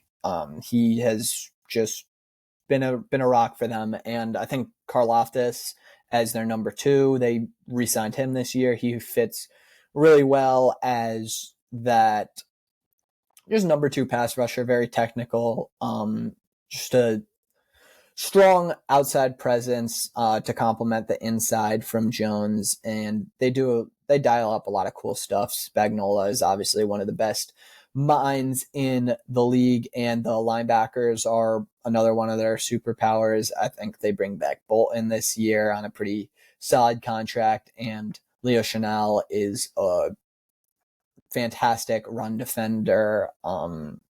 They're going to be using McDuffie on the outside again this year, not in that nickel role, but they bring in Christian Fulton from the Chargers, I believe, as the other outside guy. I think they project to be a solid defense again, but you can certainly see that the resources on this side of the ball are kind of dwindling with some of the misses in the draft in recent years. Like FAU was definitely a disappointment, and I know he's potentially out for the year too, so they definitely feel that a little bit from the opposite side of Karlaftis. They got Mike Dana filling in there, who was has been a really good number 3 for them for years, but maybe a little less comfortable with him as the number 2. They did invest a little with some early picks in Omar Norman Lott and Ashton Gelati. So we'll see if those guys can make an impact this year. But I mean, I think it's a pretty safe bet that this will be a solid defense. But we did see them kind of teeter off a little bit more towards the end of the year last year, I'd say, and maybe aren't necessarily the dominant top of the league Chiefs defense that we had seen the past couple of years before, more so kind of following line with the kind of Buffaloes of the world where they can hold up for a while, but we saw in the Super Bowl definitely got pretty overpowered by, I mean, a super talented team, but they don't necessarily have the top end talent anymore after a few years of getting scrapped down, I'd say.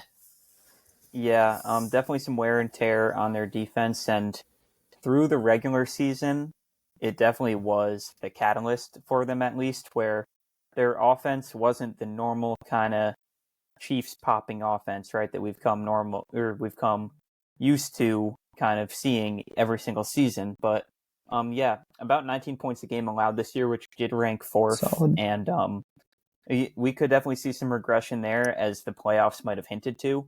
But as for their past regular season, it was a very strong unit, and they do have still some of those core guys, like you mentioned, Jones, McDuffie. So it could still be an elite unit, but I do agree with you that it might be trending down a little bit.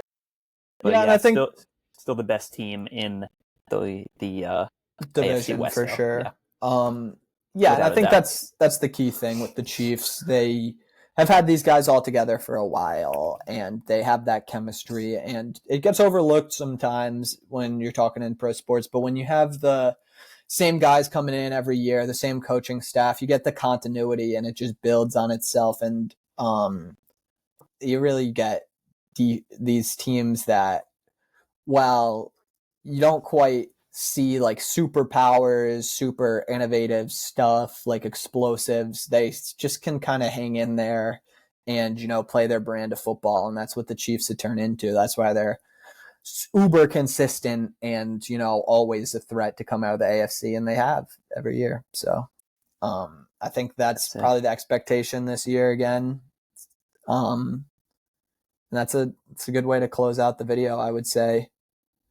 Most definitely. If you guys are still with us through this mammoth of a video, of course, thank you so much again. We really do appreciate it. And like Owen mentioned at the beginning of this video, you might have noticed we didn't upload for maybe a week or two.